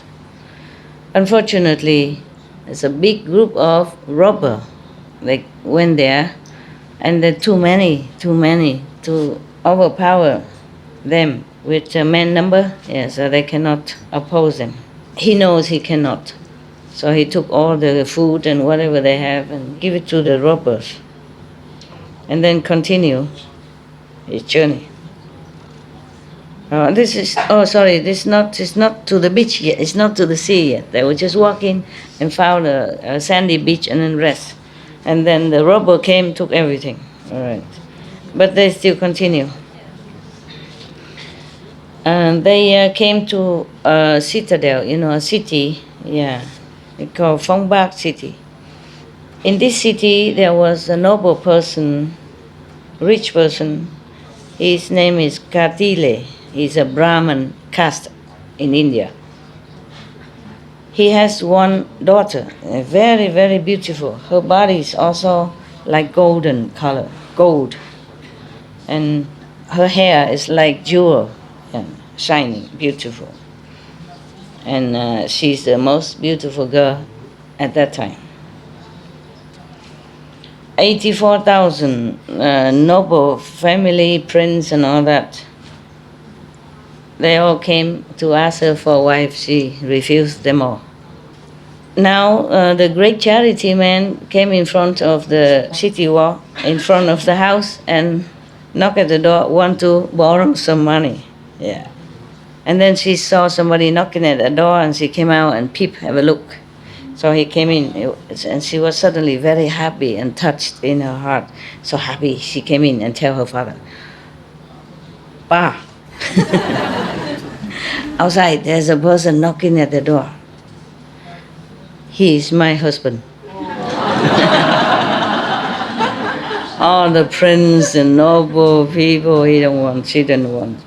That's my husband. And of course, the noble rich man is so happy. Finally, she, okay, So many people came and he's already hopeless. Yeah. So if she can find one husband now, of course she's happy. So he came out happy, and he opened the door and he saw this man, very distinguished looking. Yeah. Dignified personality. So it's not like normal men. So he was very happy inside. He said, "What are you here for?" So he said, "Noble sir, my heart aching because many citizens are hungry and poor. So I volunteered to go to the deep sea to try to find precious stones and more treasure to bring it back, to give it to them. Yeah. Unfortunately, in the middle way, the robber came and took everything from us. Please, can you lend us 3,000 pieces of gold? When we come back, I will return it to you." So the noble rich man say, "Please come in the house, come in the house. There's no problem, no problem. Even 10,000 piece of gold I have. I give it to you." "Oh, okay." And then he came into his store, took out gold, and he go to the store, bring his daughter with him. And as he walking, he was laughing, he said. And then, "Oh no," he take the gold and he bring his daughter out also. And he was smiling and say, "This sum of gold, I give it to you. Not lending, but give it to you. Yes. And this is my daughter." Numerous noble prince and noble people came to ask for her hand. She refused. "Today I saw you, I'm very pleased. And my daughter also agreed to marry you. Would you would you okay?" "Tell me if you're okay, So Great Charity said, "Noble sir, at the moment I'm going out to the sea. It's more danger than luck. I don't even know if I come back or not come back, or when I come back. If I accept your proposal right now, if unfortunately I have accident or die or something happen to me, then I will not fulfill my promise. What to do?" Yeah. So the nobleman said, No. Okay, when you come back and you're all perfect in one piece, then you can still accept my proposal. He said, "Okay, in that case, yes, I agree. Only when he come back perfect, then he will agree." That's okay then. Good compromise, right? Good compromise. And then the nobleman give him 3,000 pieces of gold, and then many other necessity, food, clothing, blanket, extra, everything that he lost, he replenished them all. And of course, the young boy was very happy, and thank you, and then go. After he bring the gold and everything back, he tell everybody buy good boats and everything, very thicker than normal, 7 times safer than normal boat. So smart boy, huh? Yeah. So that they can be more secure with the weather, storm and big wave and all that. Okay, after that, they even wrap the rope 7 times around so the wood will not broken into pieces, huh? The wood already 7 times thick, and wrap around also 7 times with the rope. And then he came and ring the bell, tell everybody, "Please listen to me. We are going into the sea. It's very, very dangerous mission. We have all kind of storm or big waves and even demons and all kind of, and big fish and even maybe volcano, mountain, all that, Yes, very, very dangerous. Anyone that have followed me up to now, if you want to go home, then you please go. If you want to continue with me, then you stay." Yeah. Because if you're going with me now, later on, when you feel sorry, change your mind, it's too late.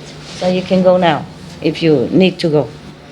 And anyone who care not much about your own life, yeah, you not worry much about wife and children and and brother, sister, and all that, then stay with me. If we are safe coming back, then even 7 generations will not be able to spend all of the treasure that we find. Yeah. So, okay. After he said that, he cut one of the ropes that wrap around the boat. I don't know why. Okay. Every day after he said that, he cut one rope. Until the 7th day, he cut off all the 7 ropes that wrap around. Yeah. And then, the boat is going safely and everything smooth and nice. And the wind is also supporting them. Therefore, they go very, very fast. After a long time, then they arrive in a place where there are many gold and silver and precious stones, etc. over there. I don't know, I guess there are some places before just full of these things. Or maybe before some of the shipwreck and then, just like some of the shipwreck, and then many people go down and search for treasure. Nowadays they still search for Titanic treasure. Yeah? Similar like that, yeah. Great Charity is a very intelligent boy. Yeah. He learned a lot. He knows a lot. He knows all kind of jewels. Yeah, which one heavy, which one light, which one is precious, which one is not too precious, other one with good quality or lesser quality. He knows everything. He can look and see right away.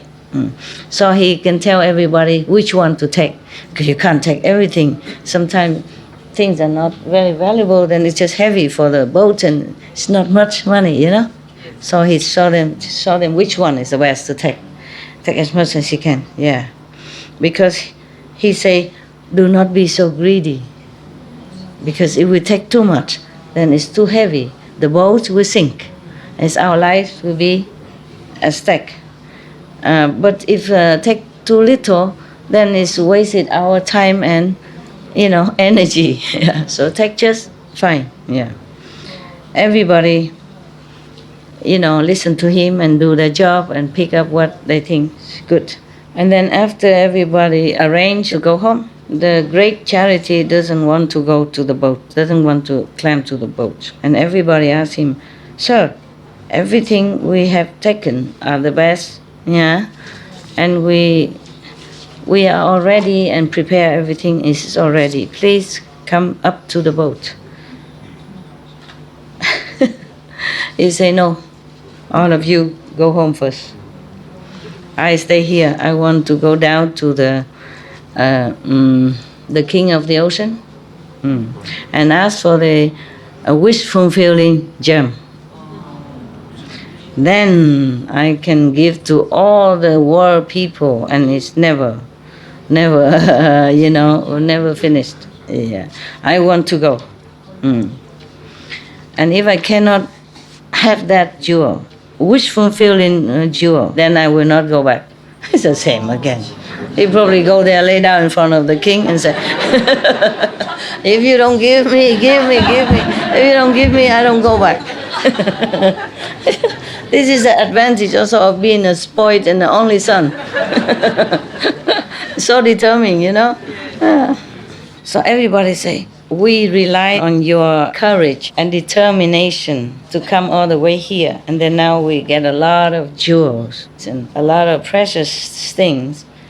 And we all wish to go back safely. And now you abandon us and then you go somewhere alone. We don't agree. Yeah, please come back together with us. And say the stamping feet say no. Please go home. I will pray for you, and you will be peaceful. You will go home in peace and safety. Yeah, happy with family and friends and wife and children. Don't worry about me. Okay? Yeah. Everybody was so sad. What to do? So they put their palms together, wishing him a safe, successful journey to the deep sea. My God. Okay. So there you go. Everybody stand on the ship, on the boat, and looking back at him and all crying. Because if he's left there alone, who knows what will happen to him, you know? Who knows if he even can see the king of ocean or not. This is something like in a dream. The king of the ocean, you have to go down there, you know, maybe you drown already before you even see him. All alone, nobody take care. And remember, he was the son of the rich and powerful family. So used to it being pampered, you know, and taken care of. Left alone on the wild island like that, who wouldn't worry? Who wouldn't feel sorry for him? Therefore, they're all crying, looking at him and crying. But they have to go because he's all determined already. You know, his strategy always works. Huh? I want it or I won't go, like that, you know. Yeah, okay. And then the boat disappeared from sight, from his sight. And then the great charity, he knelt down and light some incense. Probably he brought some incense with him all the way. Probably that the father-in-law to be gave him also incense. Okay, he knelt down and said to the 10 direction Buddha thus, obeisance to 10 direction of great wisdom, great compassion, enlightened Buddhas. Please be my witness. I do not fear the long distance and the dangerous journey, go into the sea to take out the treasure, to help other citizens, so that they will not be hungry and thirsty anymore. This merit I dedicate to all the Buddhas in the 10 directions. I want to forward it only to my Buddhahood in the future. Meaning he doesn't want to be a god or a powerful human being, such thing like that, it's an ephemeral thing. Yeah. I am very, very sincere. So please protect all the person who came with me and now they're going back home. Protect them, bring them home safely, and no accident, no trouble for them. And then he's going down to the sea now. The first day he went, the water is up to his knees. And then when he went together 7 days, and the water up to his waist. And then 7 more days, the water up to his neck. And then he has to swim 7 more days, 7 days swimming. And then he will arrive at the mountain. He broke out 2 branches of tree, has 2 walking sticks so that he climbed the mountain. 7 days after he arrived at the top. 7 days he's walking on top of the mountain, and then he come down. Come down the other side, Yeah. And then 7 more days, he walk around, on the foot of the mountain, and then he found a water stream. In the water, they have a lot of lotus, golden lotus, not yellow lotus, but golden. Yes. But he saw many of the poisonous snakes in there as well.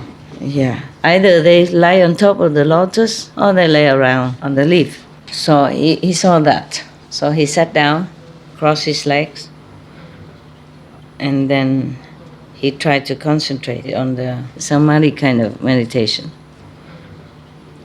And he was thinking these snakes in the former lives must be a kind of jealous, angry persons. So now they are exiled here as snakes, reborn as snakes. Look, the body look bad and everything is not good for them. Suddenly, because of the love and the compassion of the great charity in meditation, all these snakes suddenly has no more poison. Their poison disappear. So, after that, the great charity man just walked on the flower to the other side of the water. no snake bite him. And then after he arrived at the other side, he saw many other demons because they smell humans' flesh, so they're coming to him. And then he also sat down, meditate, compassionate and samadhi. After that, all these demons suddenly change their mind into, loving, merciful being. And then they come and very respectful and happy as him. Bodhisattva, where are you from? So great charity say, sirs, I'm coming to search for the wish-fulfilling jewel. So the demons are happy, saying, oh, this person is full of merit, but he wants to go to see the king of the ocean. Even though he has a lot of merit, but the long distance, how is he going to be able to make it? Okay, I think we have to help him to bring him out of this danger, pass by, and then he can go on his way. So everybody use their demons' power.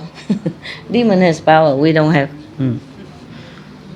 Then, carry him all the way to 400 miles, and then they come back.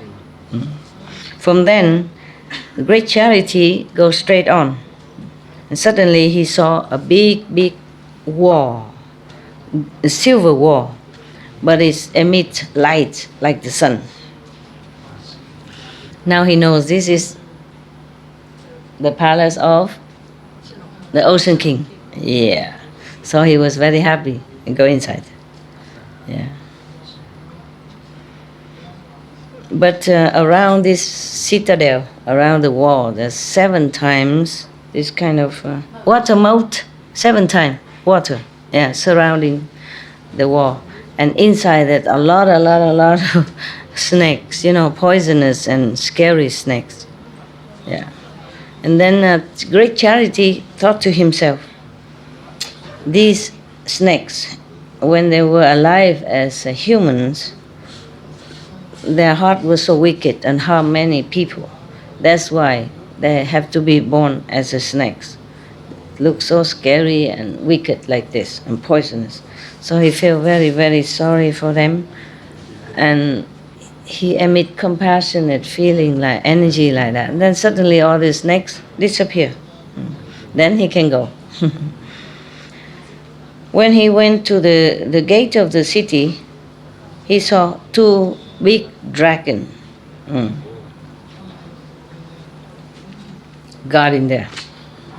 When they see great charity come in, he look at him, stare at him. And he also had to meditate on the merciful samadhi. And then the 2 dragons lower their head. Don't stare at him anymore. He walked on top of the dragon's head and go inside. Then he saw the king of the ocean sitting there in his jewel throne, 7 jewel throne. And he saw great charity came in. He was so surprised. He was thinking, my citadel has 7 times, protection of water, and many poisonous snakes, and then even have dragons and demons. And how can he come here? He must be full of merit. Okay? Yes. And then the king of ocean felt very respectful then. Yeah. Who else would come here? Very respectful. He came out, welcomed him, and asked him to sit on one of the dais, which are made of 7 jewels, 7 precious stones, and then bring all the beautiful food and drink offered to him. After that, he asked him, "Sir, you came here for anything important?" So they say, "Your Majesty, the people on the earth surface, they are very hungry and thirsty, they're poor. Because of that, they have to do many terrible things, and creating terrible, killing karma, all kind of terrible karma they create. And then after they die, they will have to go reborn into the 3 evil paths. I feel so sorry for them. That's why I want to help them. Therefore, I don't mind the long distance and the danger coming here to pay obeisance to you and ask you for the wish fulfilling jewel, yes, so that I can go home and help everyone on the planet. Please be merciful and give it to me. Yes. But wish fulfilling jewel is the most precious. Yes. Even though you came here, your adventurous journey to come here is very laudable, praiseworthy. Normally, I would not dare to refuse you, of course. But you stay here for 1 month first, so that I can make some offering to you, and then you preach to me, and then I will give it to you. What kind of preaching? He's not a priest. But he respects him so much, he thought he's a bodhisattva of some kind. Yes. All right, so every day, the great charity say, oh, that is precious, precious. Your Majesty has such a hospitality to keep me here. And then even want to hear some saying, some Dharma. I would not dare to refuse. Yeah, I will stay. And then every day the king of ocean offer him food and drink, very respectfully and very plentifully. And then when he was eating, all the ocean beings come with the music and dancing and singing, beautiful people. It's just excellent music that on the planet we cannot hear, we will not have. And after that, the great charity used all his eloquent talent to preach to the king. After a while, 1 month is up, he say goodbye. And then the king of the ocean take the wish-fulfilling jewel from his tuft of hair, give it to him. And then he said, great charity, sir, your mercy heart is so great, so big. Your willpower is so incredible. In the future, you definitely will be a Buddha. After you become Buddha, please accept me then as a disciple, and with wisdom. And then the king of the ocean take the wish-fulfilling jewel from his tuft of hair, give it to him. And then he said, great charity, sir, your mercy heart is so great, so big. Your willpower is so incredible. In the future, you definitely will be a Buddha. After you become Buddha, please accept me then as a disciple, and with wisdom. Then the great charity say, excellent, sir, your Majesty, what kind of ability, what kind of quality, what kind of power does this wish-fulfilling gem has? So the king say, great charity, this jewel has the power to make a rain in 2,000 square miles, yeah? And then that rain will manifest into many different kind of food for all beings to use, the useful thing daily. And then so he's very happy. Accept the jewel, and then thought to himself, he said, this jewel seems very precious, okay, but it's so limited. 2,000 more square miles he didn't like. Yeah, sure. Not enough. It's not as powerful as I thought to help more beings. It's not as I wanted. But never mind, I say goodbye and then take the jewelry and go. And then walking for a while, I think he wants something better. Walking for a while, he saw another citadel with the walls. It's all like green diamonds, yeah. The same, 7 moats surrounded, a lot of water, and then a lot of poisonous snakes. Yeah, so he was thinking of himself, the same, nah? Because these snakes in the former lives, as they did not do anything good and they're wicked in their heart, therefore they be born in such a horrible, poisonous being. I have to feel sorry and try to bless them somehow. Yeah. After that, he sit down, and then go in samadhi with a merciful intention and loving them and feeling very, very protective for them. And then after that, of course, all the snakes has no more poisonous quality, the poison gone. And then he got up, walk on the heads of these snakes to go in, because it's water. So he walk on it like stone to go inside. And when he go in front of the gate, the citadel, he saw 2 dragons, the same, stopping him. And then the same, he do the same thing. When the dragons saw him, they look at him very violently, wickedly, as if say, don't go, don't come in. And then he also sit down, meditate. Yeah. And his merciful energy changed them. And then suddenly they lower their head and become very sweet, like house pets. So he walk on the head, go inside. And this another ocean king sat on his 7-jewel throne. I was thinking, my God, how can this person go in through all these protective layers of water and snakes and dragons and demons and Dracula, a vampire and all that. So this one is not a normal person. He must have a lot of merit and power. So then he came out and greet him, welcome him respectfully, and ask him to sit. And 7 jewel days. Okay, good. Okay, is it made with 7 jewel or something? No, huh? Okay. And then tell his subordinate brings food and drink the best from the ocean to offer to this man. So he asked, Bodhisattva, where are you from? Is there something necessary here that you necessary yet that you have to come here? So he said, Your Majesty, I'm from earth above. Yeah, I come here requesting you the wish fulfilling jewel to help my people.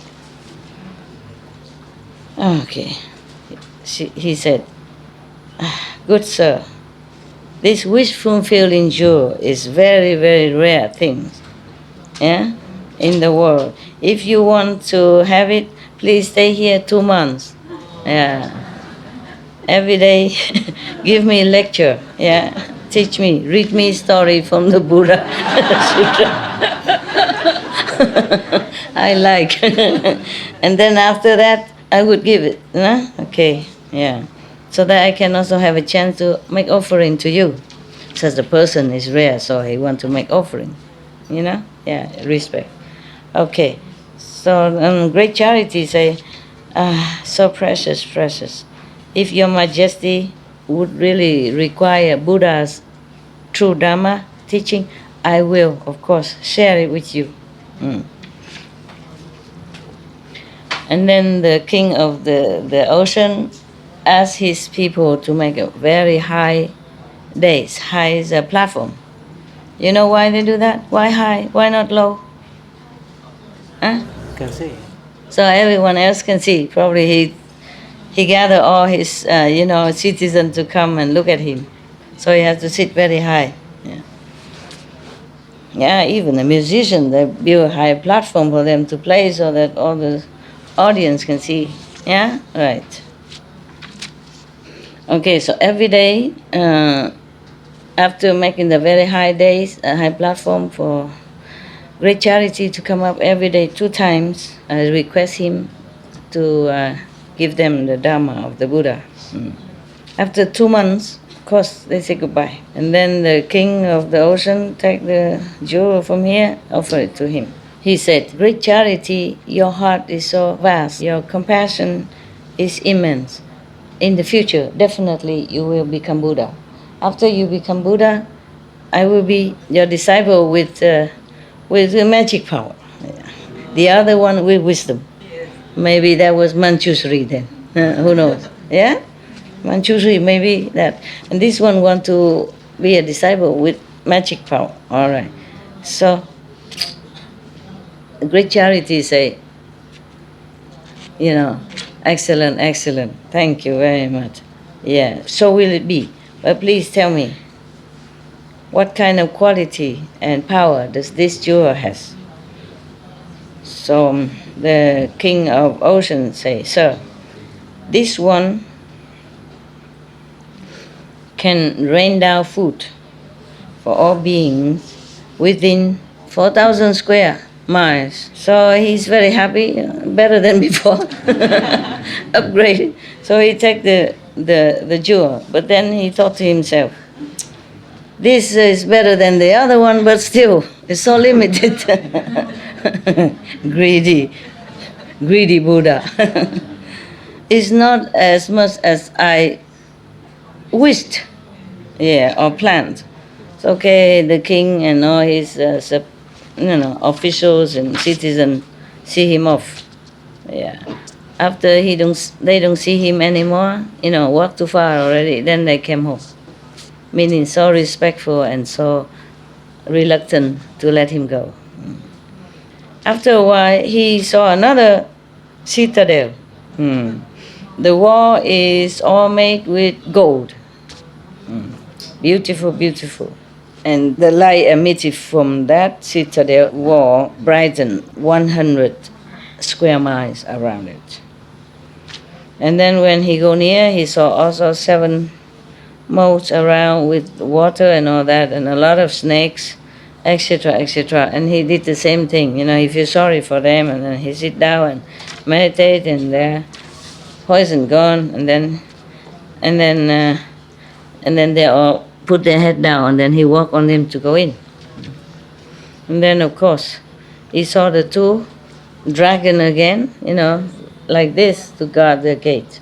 So he also sit down, meditate, emitting his compassion energy. Yeah. And then the dragon also bend their head, look very sweet and honey, like a pet. Then he walk on them, go inside. Yeah.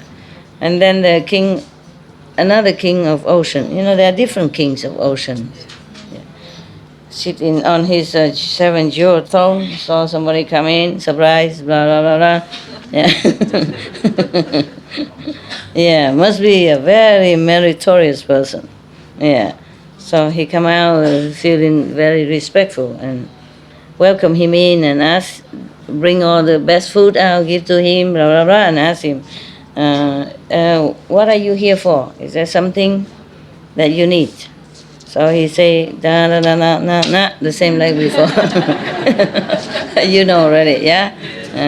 Yes, all the beings there are very suffering from thirst and hunger. I came here because I love them, I feel sorry and love them so much. I come here from the long distance to ask you for the wish fulfilled jewel, so that my people will have no more suffering. Yeah. So he said, yeah, that is a precious. Probably have to stay a year here. Oh, no, 4 months. Yeah. If you want it, you stay 4 months, preach to me so that I know some of the Buddha's true Dharma, then I will give it to you. Okay, that's very good, very good. If you want to have Buddha's Dharma, I will sincerely offer you the ultimate teaching. Yeah. All right. The king of ocean, this king of ocean, happy every day. Give him good food, good drink, and then every time with the musician and, dancer, singer, etc., etc., yeah? And then the great charity person, of course, go up on the high days and preach to them the best, yeah. After that, the king come and listen to the Dharma every day without fail and without tightness, yeah. 4 months long, he arranged the schedule accordingly, and every, proper time always offer proper things for great charity. After 4 months, you say goodbye, and then take the jewel out and give it to him. Okay. And then say, great charity, your vows is so great, and your mercy is so high. Because of love for other beings, you don't care of your own body, you're not afraid of danger and hardship. You come here because of them. So in the future, definitely you will become a Buddha. And thus, I vow to be your disciples with the best memory. Anand, I guess Anand. You know everything, my God. There's no surprise for you anymore. I was going to surprise you, but now you know everything. Okay, so he asked, excellent. If you vow like that, this is really, really good. Definitely you will have your wish fulfilled. Well, could you please tell me the quality, the ability of this jewel? So he said, this jewel can rain down 7 kind of jewels in the vicinity of 8,000 miles square. Jewel now, and not just food and clothes. And so he was very happy to take it. And then he thought to himself, you know what he thought, right? Huh? What? What did he think? Huh? Not enough. We are not enough. Not enough. Not enough. Yeah. He said, this one is better than the other 2. And he was happy and he was thinking, the earth is only about 7,000 square miles, probably his country. Yeah. He don't know much further than that, I guess, From here, look to there, and the earth finished, right? Around, and you go from here, oh, that's it. So but this one covers 8,000 square miles, so that's okay for me. Yeah, it's enough. Yes. Yeah, because his earth is so small, only 7,000 square miles, and this jewel can rain down, precious stuff for 8,000 square miles. So that's okay. It's good enough for me. I don't know what he do with 1 extra square miles.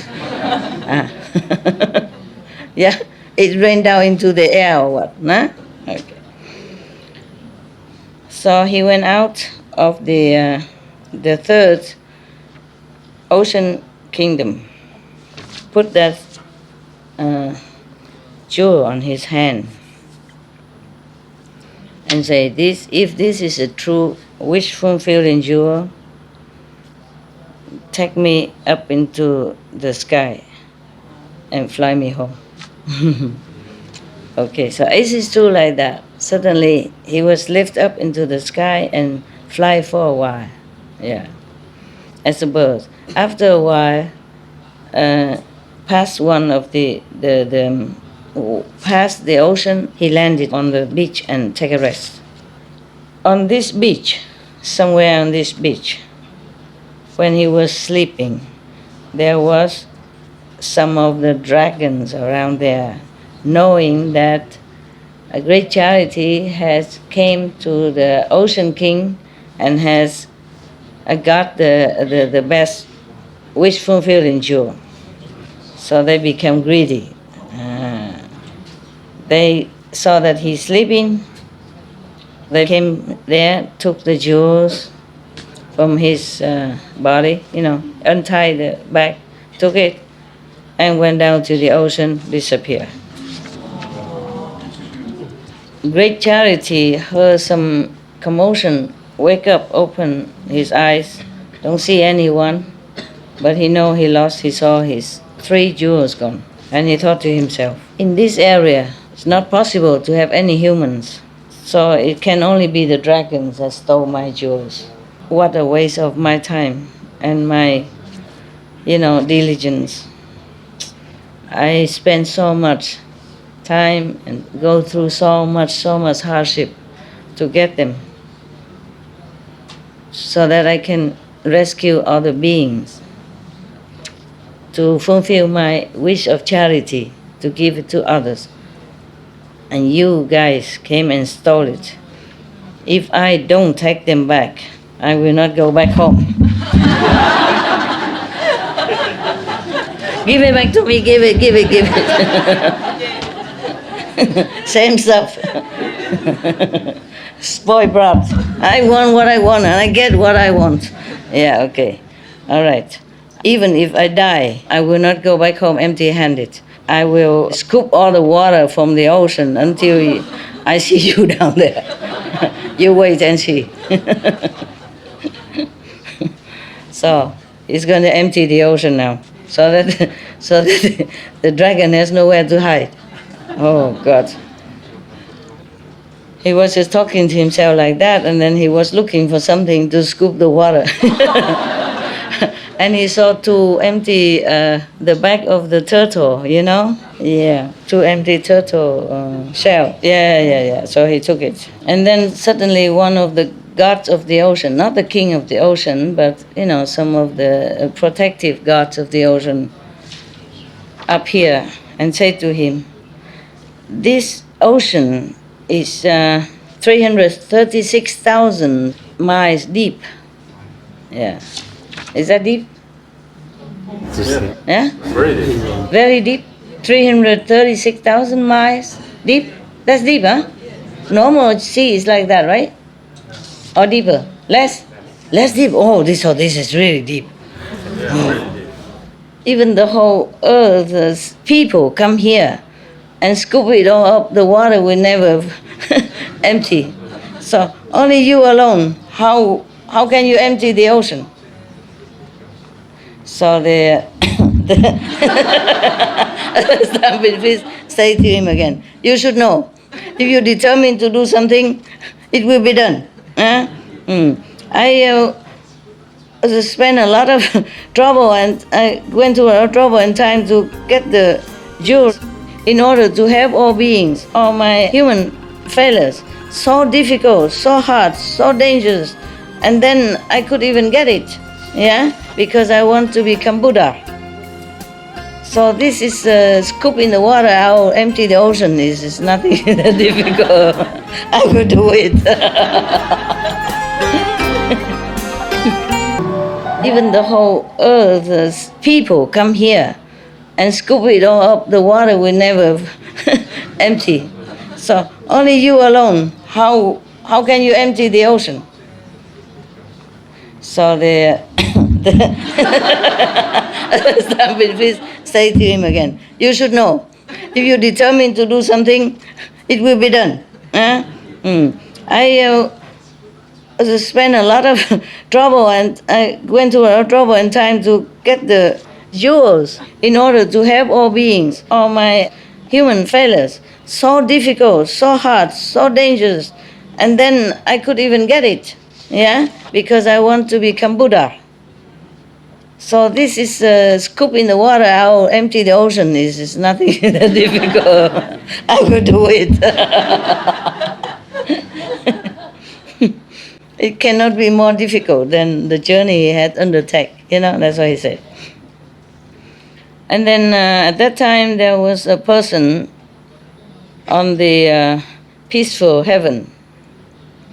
Look down and see that great charity is so determined, you know, to do good work, to help all beings in the world.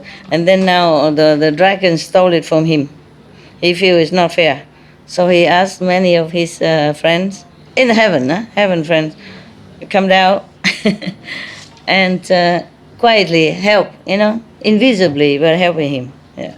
Whenever great charity scoop the water, then he and other friends put their heavenly raiment inside the water, you know, wet in it, yeah, and take it somewhere else and squeeze the water out. So he do some, they do some, but they do quietly. He didn't see it. Yeah. After a while, the water is already lower down 40 miles. Yeah. After one time, 40 miles lower, and then 2 times 80 miles, 3 times 120 miles lower. After the dragon saw that the water level kept lowering, they were so scared. They came up and said to them, "Okay, stop. Don't scoop all the water out. We cannot leave. Just tell us, what do you want to do with these jewels?" Yeah? He said, to save all other beings on the planet Earth. In that case, we are so many dragon beings here. Why don't you give us? Why you have to go and give it to the planet Earth humans? So he said, in these oceans, there are many beings, for sure. But these beings are not so suffering like the humans above on the surface of the earth, yes. Because they don't have enough food to eat. They don't have enough clothes to wear. Therefore, they have to do many wicked things to survive, like killing each other, cheating each other, trampling on each other, competing with each other, all kind of bad behavior to survive. When they doing full 10 wicked things, killing, stealing, lying, all the kind of thing like that, to survive. And after they die, they will suffer even more because they will be born in hell or animals or hungry ghosts. Therefore, I come down to the Ocean King to ask for the wish fulfilling jewel.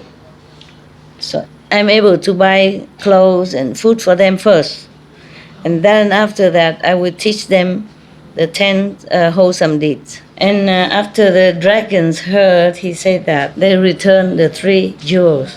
The god that protect the ocean saw his heart, his spirit so determined like that. So he went in front of him and he vowed that your determination is so powerful. Your heart is so great. In future, you definitely will be a Buddha. I vow to be your disciple that is very diligent. Who is a diligent disciple of Buddha? Number 1 diligent, who was it? No, not Anand. Somebody else, huh? I forgot the name. Like Anand is memory number 1. Maudalayayana is magical number 1. Sariputra is wisdom number 1. Mahakajip is number 1 diligent. Yeah, practicing diligent. Okay, I think. If not, we are sorry. We are not Anand, we don't remember too much. So after he took the jewels back, he flew up, and then he looked down, he saw the people who was with him before in his group. So he landed down. They all see him, so happy, so glad to see him safe come back. So they asked him, where are you from? Where have you come from? Where did you come from? We are so happy to see the best friend. Yes. And then they all shake his hand, hug him, kiss him, blah, blah, blah. And then all together they go back to his country, Phóng Bạc. Katile, the father, heard that great charity came back from the sea safe and sound.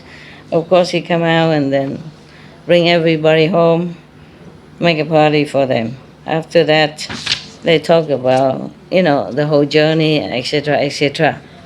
And then great charity pointed the jewels to all the stores, and all the stores filled back again, like before, even better.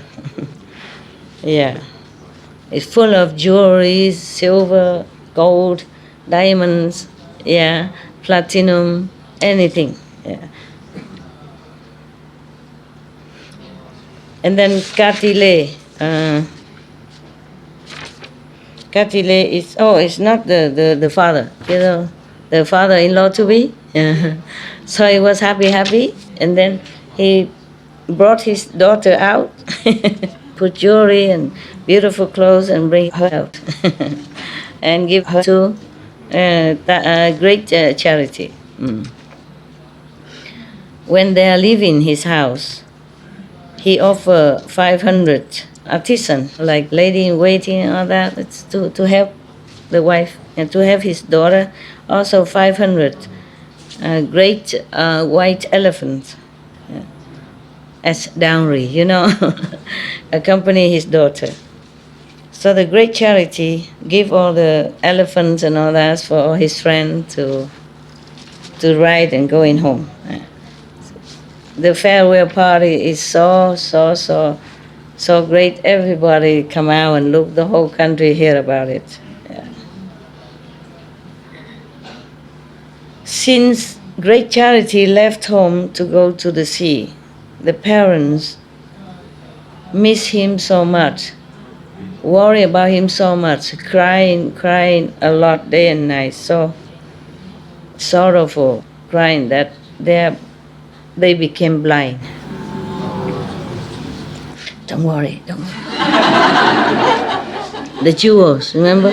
So when the great charity came back, he came and prostrate in front of the parents and etc., asking for health and all that and everything else. And then because the both of them are very happy, but they don't see anymore. So they just touching their head and look, checking the nose and eyes if it's still there of their son or not. Yes. They say, you have the heart to leave us and went in such a long way and such a long time. Both of us miss you and feel so sorry. But did you get any precious thing from the sea to bring back? Say, yes, Father. I have asked the king of the ocean, so for the wish fulfilling jewel. You take it and have a look, see if it's precious or not. So the father took it and say, this is like one of the stone in our yard outside. What is what is so precious about it? Like the pepper we have in here. They don't see. The father is blind already, you see? So just put it there. He didn't know yet. The son didn't know that they're blind. So I say, you take the precious stone to see if it's precious or not. Boasting, And then he took and he touched it. He said, this is like one of our pepper outside. What is so precious? And why you wasted your youth and your energy and, risking your life to go out such a long way and go in the sea for that? What for you bring this useless thing here? So great charity knew that they're blind now, don't see nothing. So he took the jewel, touched the eyes of both parents, and their eyes became normal again, can see again. I told you I know everything. Yeah. And then their eyes are even brighter, better ability than before. Both of them are so touched, so awe. Then they say, wow, precious, how precious. Even though you have gone through a lot of suffering and hardship, but it's all worth it. Yeah. And then the great charity, rise up the jewels, and he said, like hula hoop, please make the seat, the chairs of my both parents become a throne of 7 jewels with the canopy cover on top. Done. Immediately. It's a wish fulfilled, wish fulfilling jewel. And then after that he say, make all the store of my parents, of my king, and of the king officials, and all the citizens full of jewelries, and everything. Yeah, what do? Everybody have gold and silver, then who's planting vegetable and all that for us? If everybody is so rich and who's planting vegetable and food, God, next time you come, what can I do? What will I do? No food, no vegetable? Because everybody is so rich already. After he said that, the whole country, from the king to the poorest citizen, all their houses are full of jewels and gold and silver, and other stuff. everybody was so surprised and happy. After this period of time, great charity ordered somebody, his worker, to go around 5,000 miles, 8,000 miles. He told me that the Earth is only 7,000 miles, so where the the people will fall into the space or what? And tell everybody, announcing to everyone, great charity has gone out into the sea and safe and happy to come back. Everyone, whatever you want, food or drink or anything, you will have it. But the whole country citizen must keep vegan diet. Be vegan, make peace. Yes.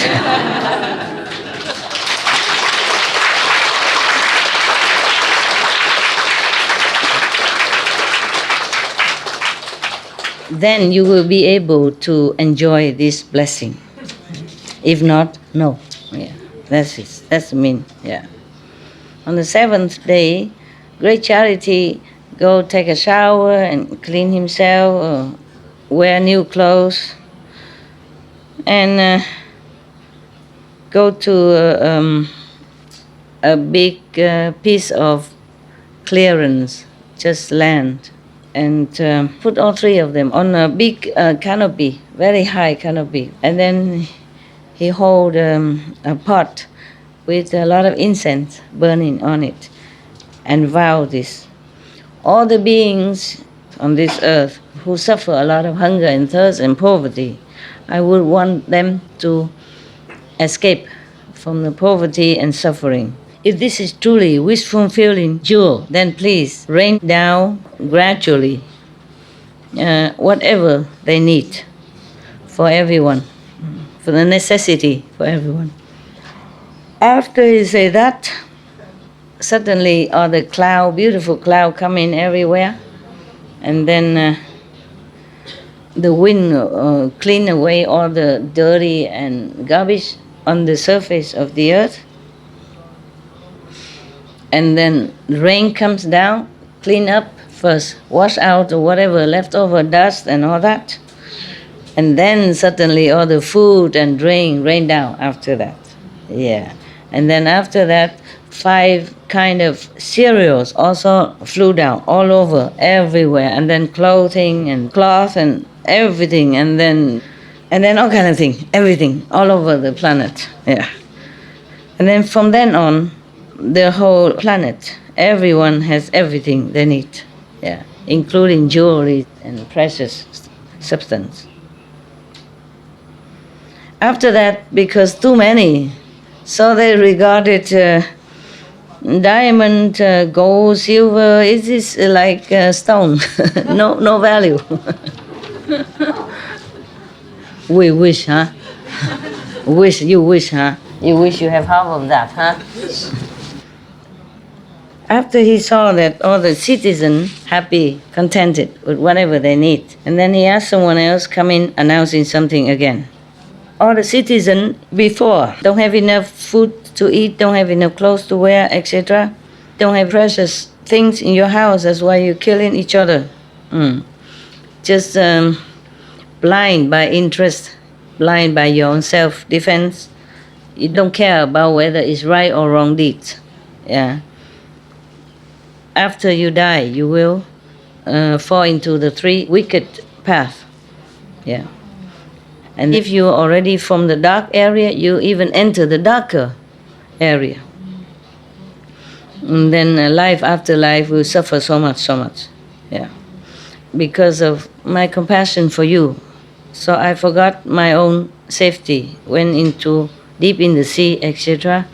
Go through a lot of hardship and danger to bring home this wish-fulfilling jewel, so as to give enough every necessity for all the citizens in the country. Now, I would like all of the citizens to try to practice the 10 wholesome deeds, yeah, and keep your speech, action, and thinking pure and merciful, compassionate, loving and kind, filial and protective of each other. Do not be too careless about this. Then you will be able to escape the three wicked paths, the three evil paths. Life after life, you will be born in heaven or earth, enjoying richness and happiness. And then after that, he write many letters, similar thing, send it to all the king, officials and citizens of other countries, to do the same. Not only that, he used many expedient means to lead all beings into the righteous path, cut off the wicked deeds and diligent practice wholesome actions. At that time, on the planet here, everyone rely on his blessing, has everything they need. And also diligent practice, the 10 wholesome deeds. And then they think they don't know what to do to repay his kindness. They can only know how to obey his teaching, and become more humble, keeping mind, speech, and action pure, to repay his love. Because of that, after they die, all of them gone to heaven. Now, the Buddha remind everybody, Sariputra, you should know, Nikoluddha at that time was my father now, the king. And the mother who gave birth to great charity is now my mother again, Maya, the Queen Maya. The great charity person was my former incarnation. The king of the ocean of the silver citadel is now Sariputra. We know everything before already. We knew already. The ocean king who stay in the diamond, lily, maybe it's not diamond, it's like crystal, crystal. It doesn't matter. Is now Maudalalayana. The number one, magical. Yes. And the ocean king who stay in the golden citadel now is Anand. He want to become the memory number one. The god of the ocean now is Leviat. At that time, Anand was the king of ocean, treated me generously and respectfully. And he knows what time I need what. And the same today, he like to do the same for me. He wanted to have these three conditions. If he were to be my assistant, I accept all that. So Anand, Anand, is very, very glad, that the Buddha repeated his former reincarnations. So he stood up, kneel straight in front of the Buddha, put his palm together and said, "Praise be the World Honor One. I sincerely wish to be your assistant, your attendant. Please accept me." So everybody was so happy and touched,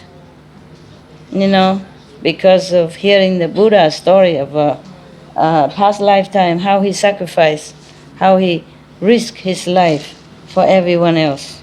And then everybody concentrate, meditate. At that time, some people reach such and such. Some people even reach Arahant. Some people even reach Patekya Buddha. Other even inspired to seek Buddhahood. Other also even reach the level of non-retreat, non-return. Everyone happy, bowed to the Buddha and withdrew. End the story.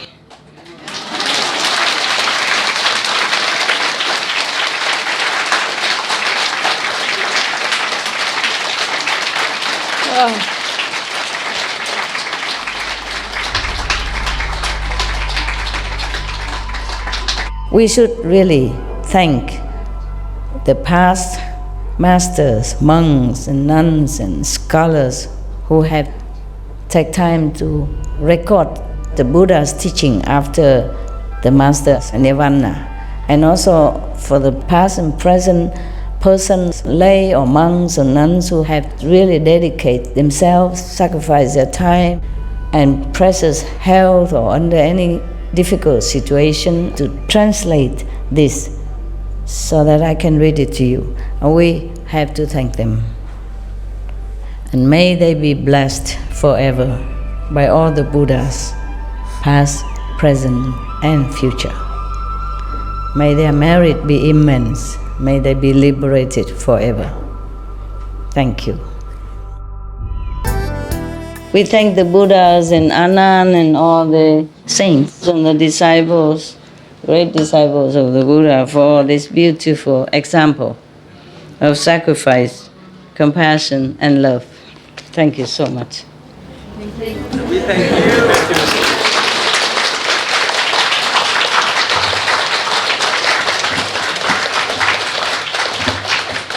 I say thank you, I say thank you the Buddha and Anand. I didn't mean thank you, but thank you for listening. Yeah. Okay, yeah, any question? Thank you, Master, for reading these beautiful sutras for us in last days. And this really enlightened our mind to understand the Buddhist and what Shakyamuni Buddha has done for us, for the living beings. And we were truly ignorant because before, for example, I don't really believe if people bow to some Buddha's image Status, or yes. giving something, and that's all nonsense. I was thinking like that way, and I am feeling now very pity. And if I, continue thinking like that way, it was really bad. Yeah. Because now in Mongolia, we are the Buddhist country. Yes. And we are trying to work with monastery, the head of the monks, to promote vegan. And as you said, the lamas eating meat. No, he's not eat meat anymore. The Dalai Lama? No. Oh, the Mongolian Lama. lamas. Okay. And that was really a hard thing for us to see. Yeah. But suddenly, maybe half a year ago, the head of the monastery's initiative, the monastery has own very big vegetarian restaurant. Vegetarian restaurant? Restaurant. Okay. Before they have never talked about like that kind of things, but suddenly they open a restaurant? Accepted to have such a restaurant. Okay. And the Krishna. The what? Krishna.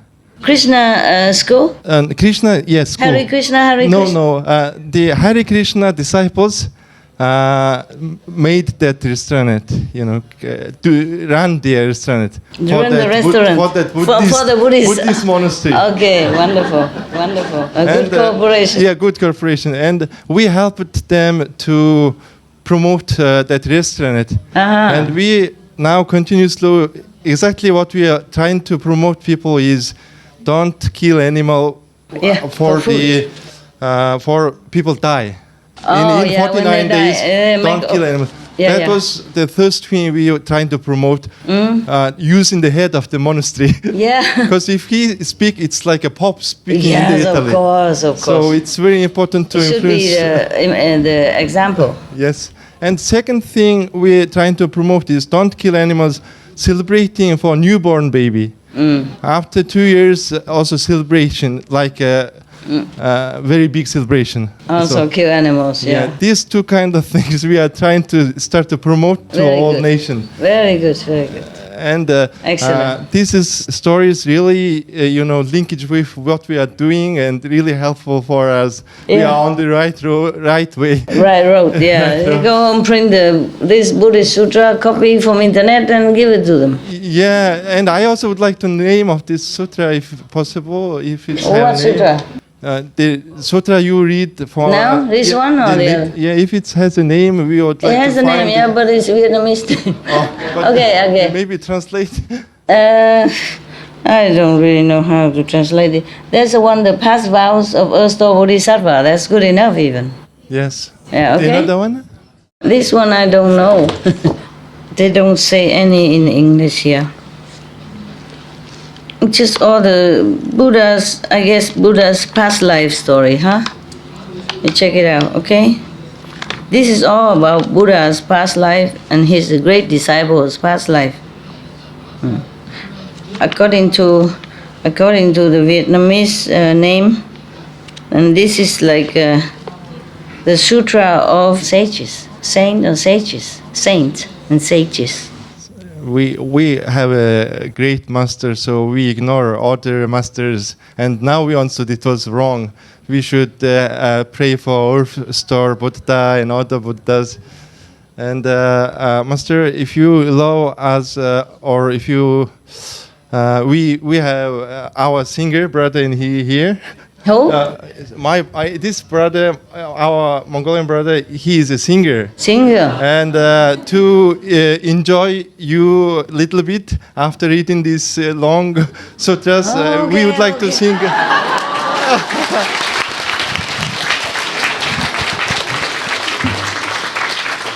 So it's my time to enjoy, huh? Oh, thank you, Master, Okay. for everything. Wow. Okay. You sing now and I rest. Yes. Master, so first we would like to dedicate this song to you, which was composed and dedicated to you by our initiate brothers. It's called Queen Mother of Universe. You've heard it before in 2012, right? Right. Doing the Don't retreat. remember. All right, so let's do it one more time, and all Sing the again. Mongol initiates, let's sing together for Master. Багштай хамтдаа дуулж өгцгөөе. Хаан хорвоо гэрэл төлөсөн хатан дэдижи минь харин илчээ цацруулсан цаглашгүй гачтан минь бурхдын гигэн орносоо буугаад тамин ирвүүдээ боян заяаг минь тэгшэлсэн буэн аялгоо хайрдвуда уйли минь үрийг нэмиглэн байж зовжлос явада хөрхи минь үрийн золай гүнслэн байж жаргаж жил суугада хижи минь бурхдын гигэн орносоо буугаад тамин ирвүүдээ боян заяаг минь тэгшэлсэн буэн аялгоо хайрлвуда.